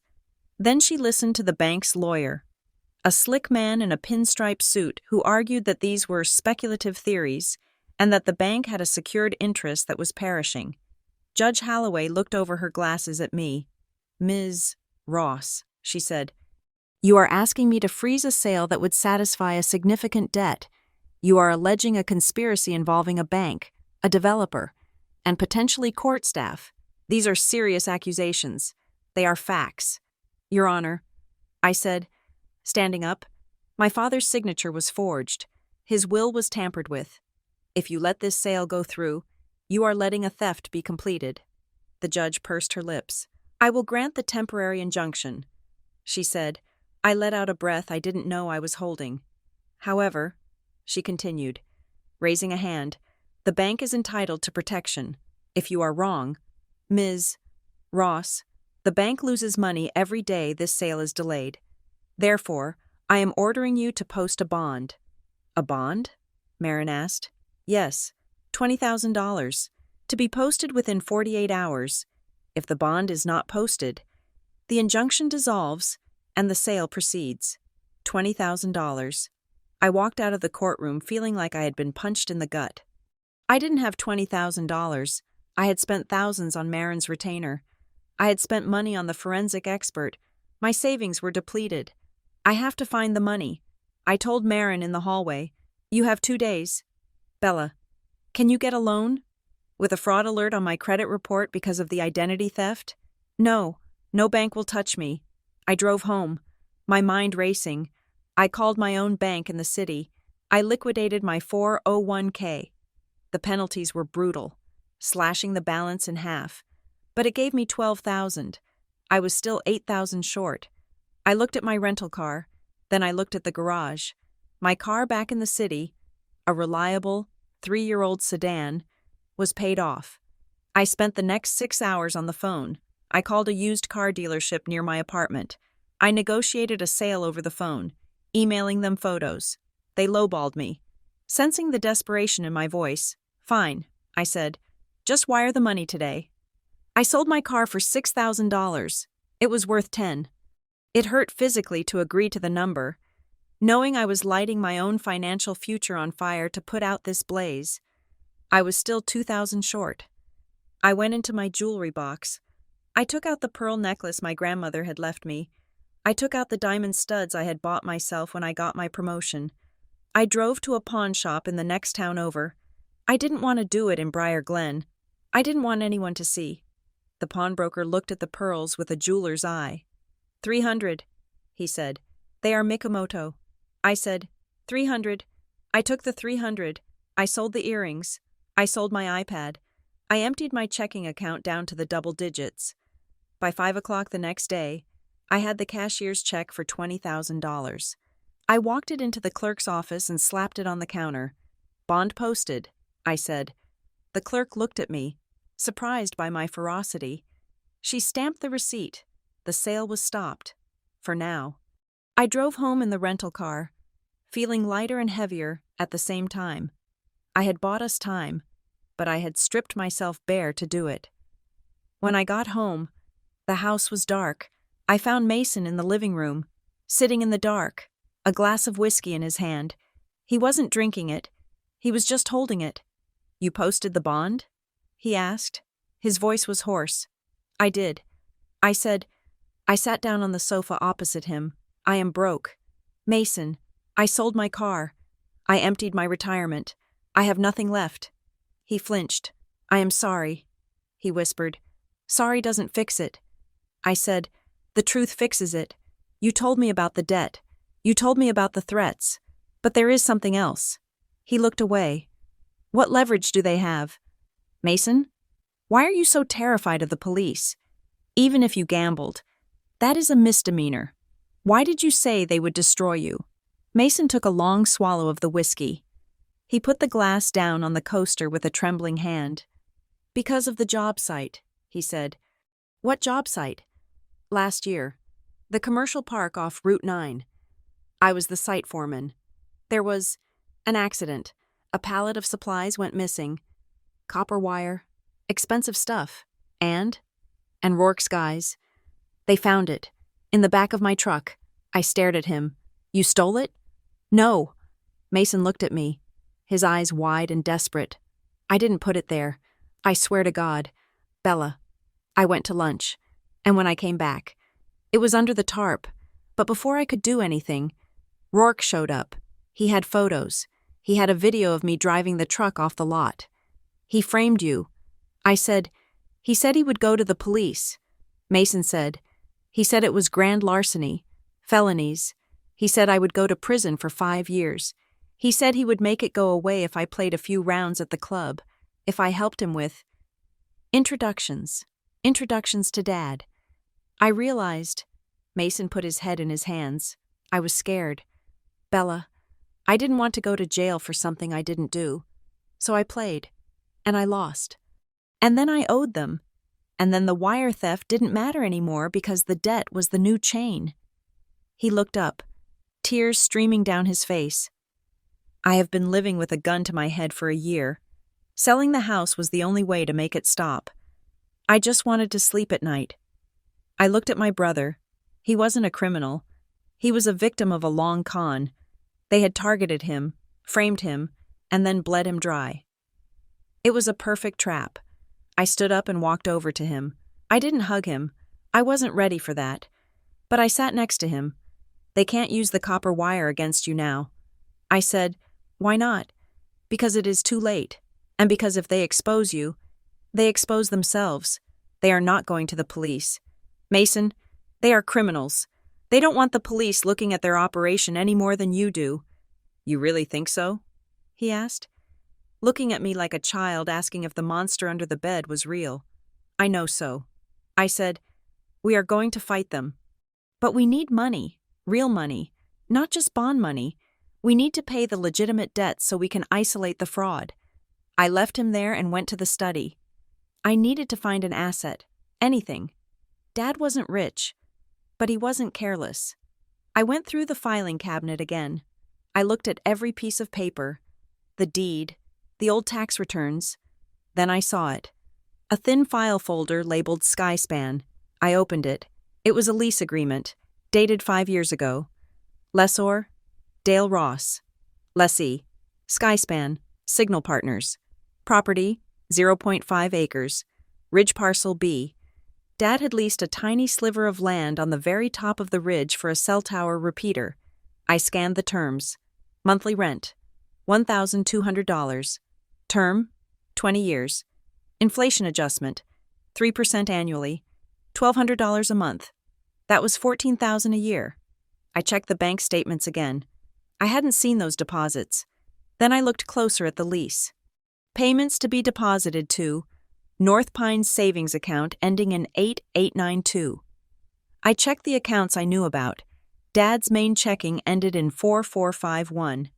There was a second account, a savings account I hadn't accessed yet. I grabbed my keys and drove to the ATM at North Pines Credit Union. I used Dad's debit card. I had guessed the PIN was my birthday, and I was right. I checked the balance on the savings account. Balance, $18,450. It wasn't a fortune.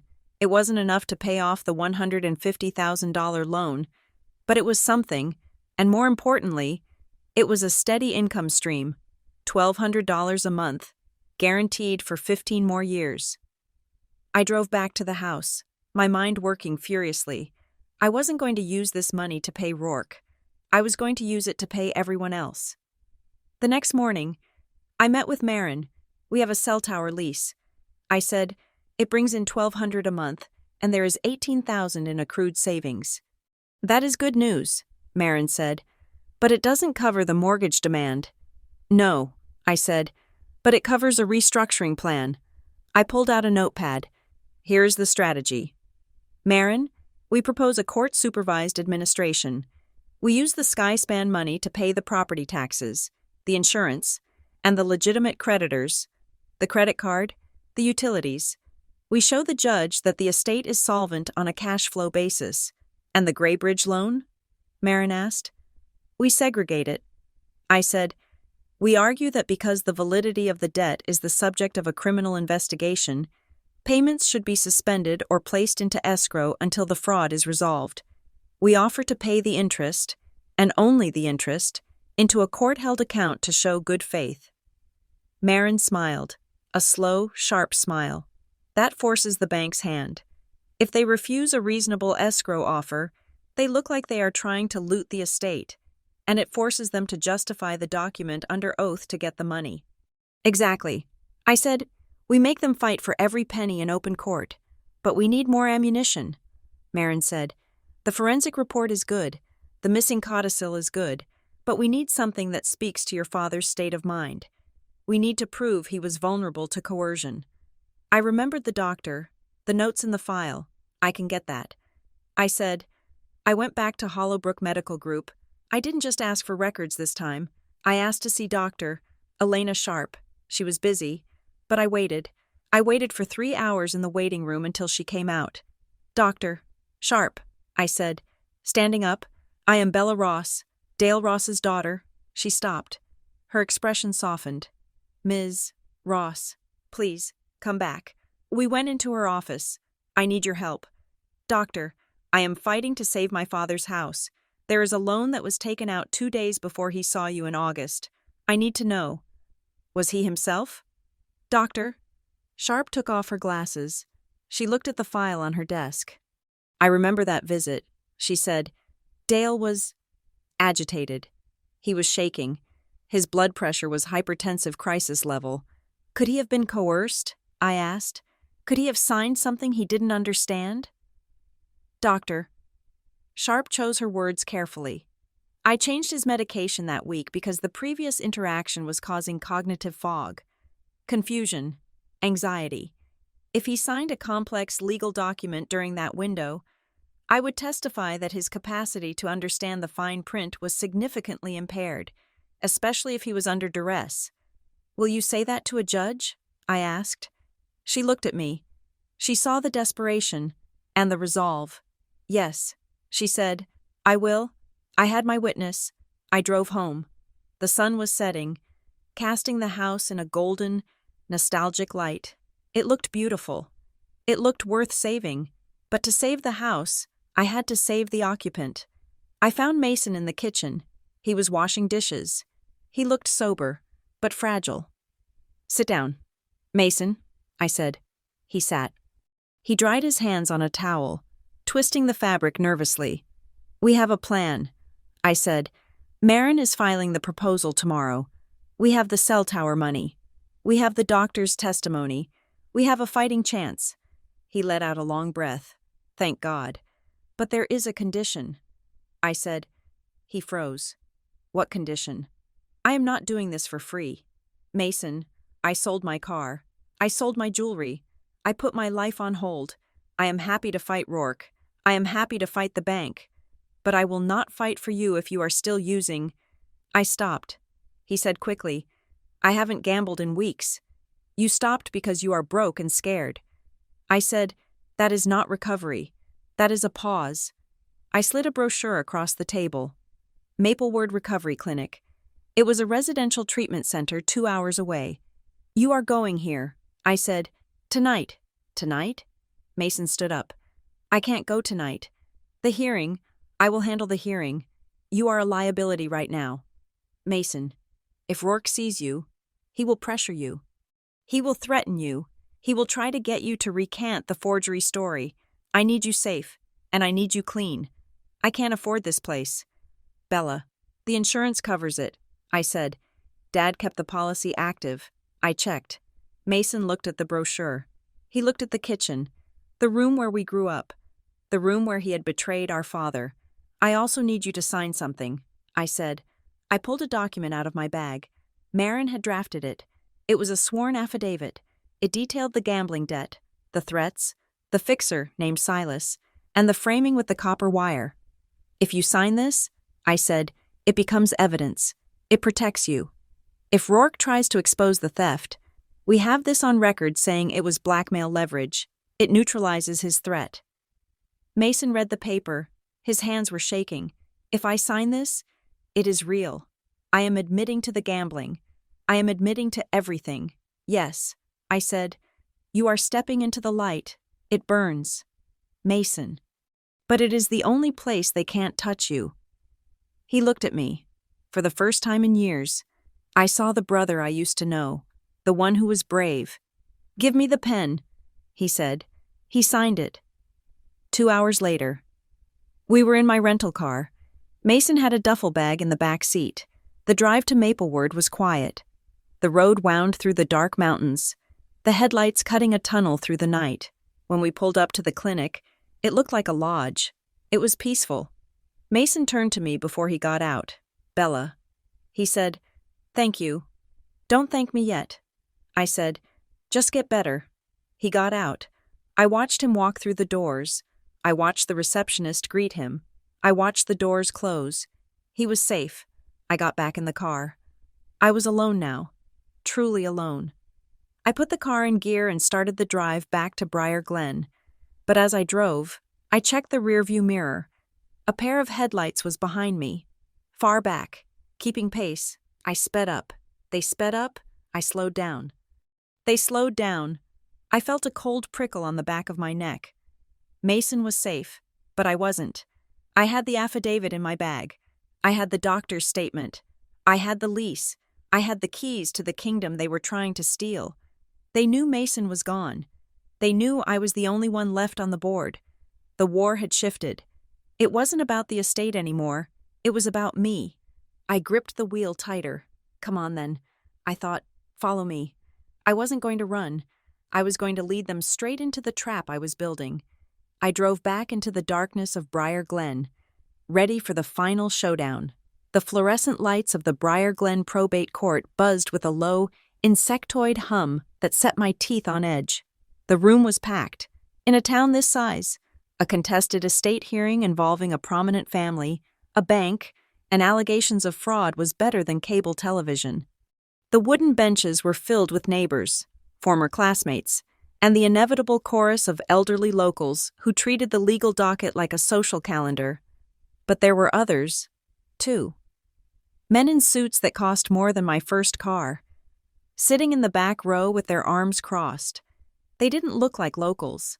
They looked like sharks circling a drop of blood in the water. I sat at the plaintiff's table next to Marin Holt. My hands were clasped so tightly in my lap that my knuckles were white. The empty chair on the other side of the aisle, the defendant's table, was occupied by the legal team for Graybridge Bank, their lead attorney. A man named Sterling, who smelled of sandalwood and condescension, was arranging his papers with the precision of a surgeon preparing to amputate. I felt a phantom ache in my side, a physical manifestation of my father's absence. Dale Ross should have been here.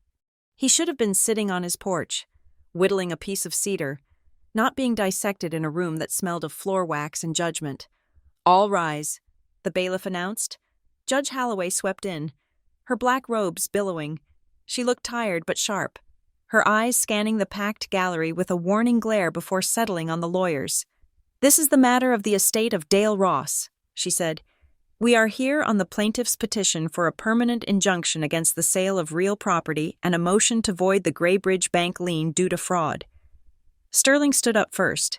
He buttoned his jacket. "Your Honor," he began, his voice smooth as poured oil. "This is a tragedy. Certainly, Mr. Ross's death is a loss to the community, but the law deals in contracts, not tragedies. The bank holds a valid promissory note.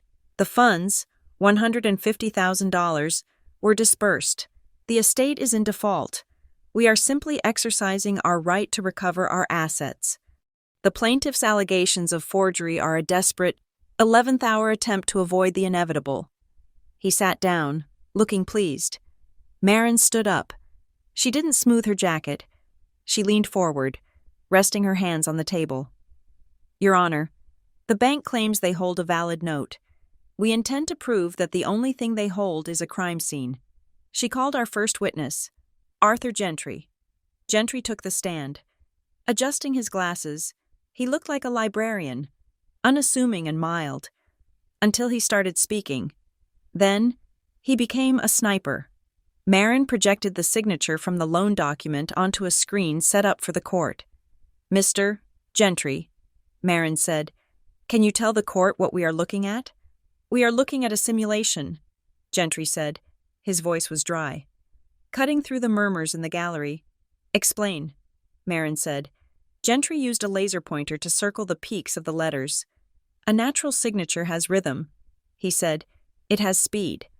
When Dale Ross signed his checks, and I examined over 50 samples from the last 5 years, he signed with a fluid, continuous motion. The pen never fully stopped. But look here." He pointed to the loop of the R. "This is a hesitation mark, a microscopic pool of ink. The person holding the pen paused here to check their work against a model. They were drawing the letter, not writing it." Sterling jumped up. "Objection. Speculation. Overruled," Judge Holloway said, leaning forward to look at the screen. "Continue, Mr. Gentry."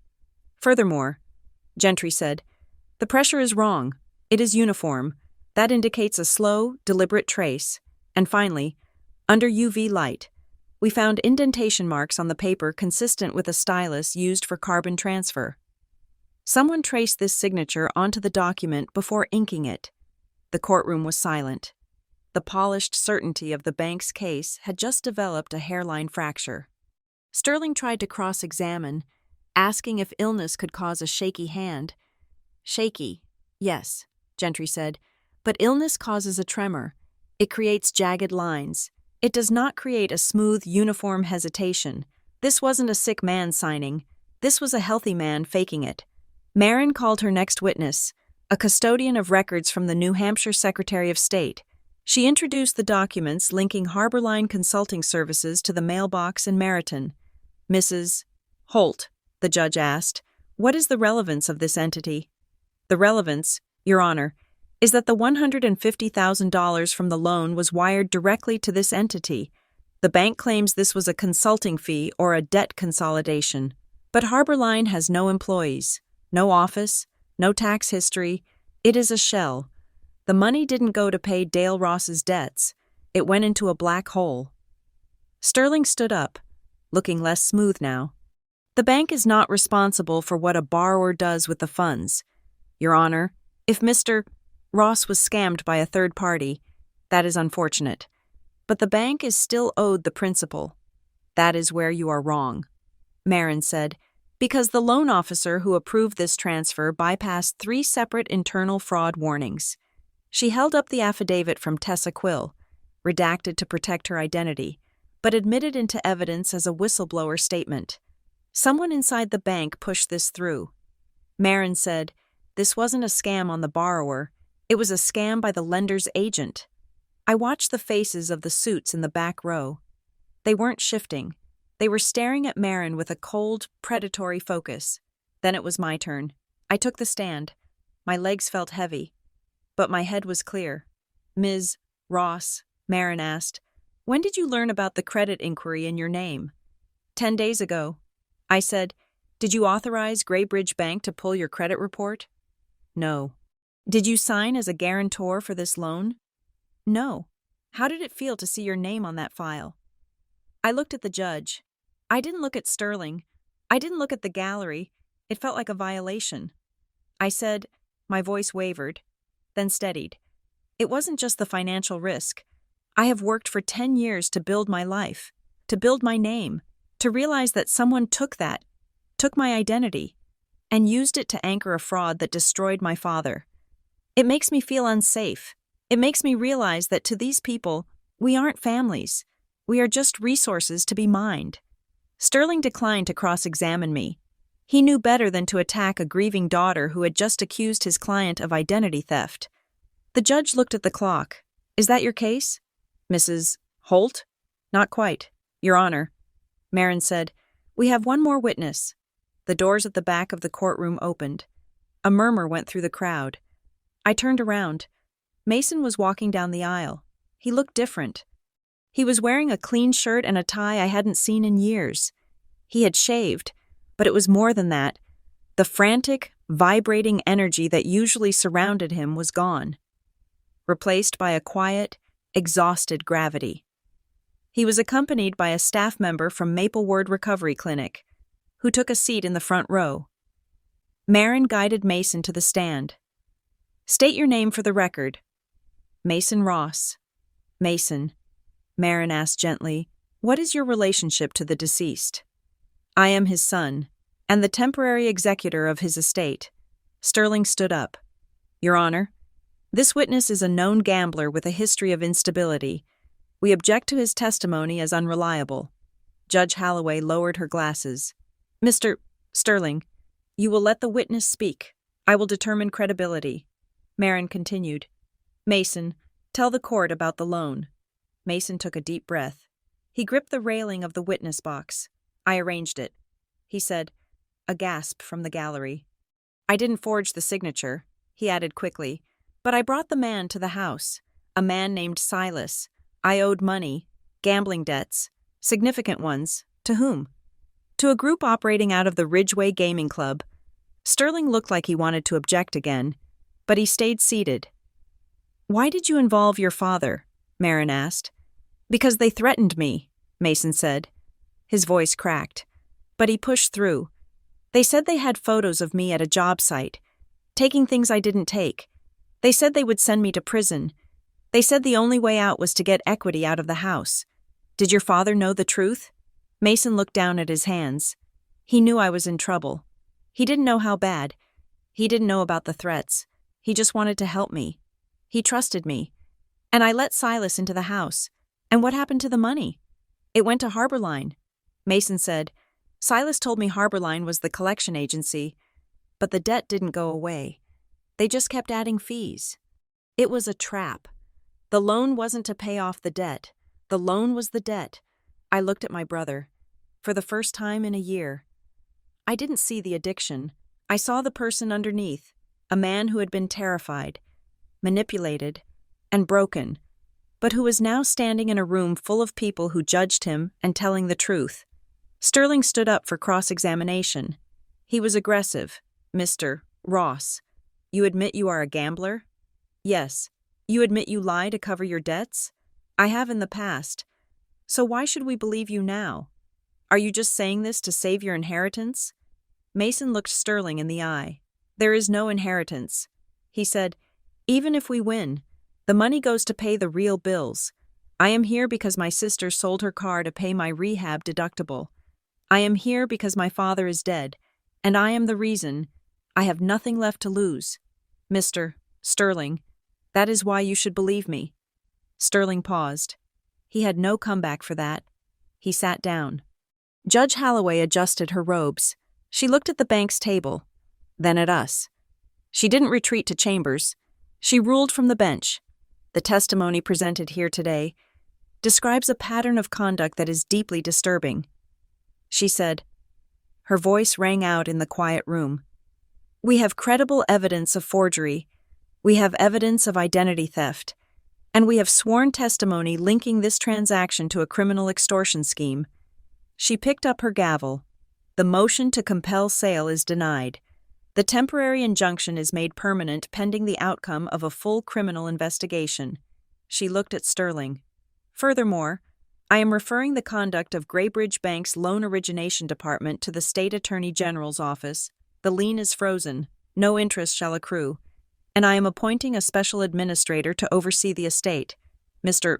Ross, you are removed as executor, but not for cause of malice, for cause of incapacity. Ms. Ross, do you accept appointment as administrator?" I stood up. "Yes, Your Honor." "Then it is so ordered." The gavel banged. A sharp, wooden crack that sounded like a gunshot. The courtroom erupted. People were talking, standing, pointing. I sat there for a moment, the adrenaline draining out of me, leaving me hollow. We had won. The house was safe. The bank was backed into a corner. Marin touched my arm. "Bella, you did it." I looked at her. Did I? We walked out of the courtroom into the bright, harsh afternoon sun. The air smelled of wet asphalt and pine. Mason was waiting by the clinic van. I walked over to him. "You were brave," I said. He shrugged. A jerky motion. "I was late. Bella, I should have been brave 6 months ago. You are here now," I said. The driver of the van opened the door. Mason turned to get in. "Bella? Yeah? Watch your back," he said. Rourke wasn't in the courtroom. I know. I watched the van drive away, taking my brother back to the safety of strict schedules and therapy. I was left standing on the sidewalk with a file box of evidence and a victory that felt incredibly fragile. I drove home alone. The rental car felt too big. The road felt too long. I pulled into the driveway of the Ross house. It stood there against the darkening sky, the white paint glowing in the twilight. It was just a house. Wood, glass, stone. I had fought so hard for it, sacrificed so much for it, but as I walked up the porch steps, I didn't feel triumph. I felt a strange, echoing emptiness. Saving the house didn't bring Dad back. It didn't undo the year of terror Mason had lived through. It didn't give me back the money I had burned or the trust I had lost in the world. I reached into my purse for my keys. I stopped. The front door was slightly ajar. I knew I had locked it. I had double-checked the deadbolt before I left for court. I was obsessive about it now. I pushed the door open with my foot, my heart hammering a frantic rhythm against my ribs. "Hello?" I called out. Silence. I stepped inside. The air was still. I walked through the living room. The TV was still there. The silver candlesticks on the mantel were still there. It wasn't a robbery. I went to the study. The desk was clear. The safe behind the vent, which I had left closed and locked, was open. I ran to it. The cash I had found, the small amount of petty cash, was still there. The deed was still there. But the ledger was gone. The black notebook. The one where Dad had written down every payment to Harbor Line. The one where he had written the buyout. The one that listed the dates and the amounts that proved the extortion. I spun around. On the floor, near the door, was a plain white envelope. No stamp, no address. Just sitting on the hardwood like a leaf blown in by the wind. I picked it up. My hands were shaking so hard I could barely tear it open. Inside was a single piece of paper, a photocopy of the last page of the ledger, and written across the bottom in thick black marker were 2 sentences. "You stopped the sale. You didn't stop us." I stared at the words. They had been here, while I was in court, while I was testifying about safety and violation. They had walked into my home. They hadn't taken anything valuable. They had taken the evidence, and they had left a promise. I walked to the window. The street was empty. The woods were dark. I wasn't safe. The legal battle was over. But the war had just changed shape. They knew I was the administrator now. They knew I was the one standing between them and the land. I folded the paper and put it in my pocket. I walked to the front door and closed it. I locked the deadbolt. Then I dragged the heavy oak hallway table in front of it. I went to the kitchen and made a pot of coffee. I wasn't going to sleep.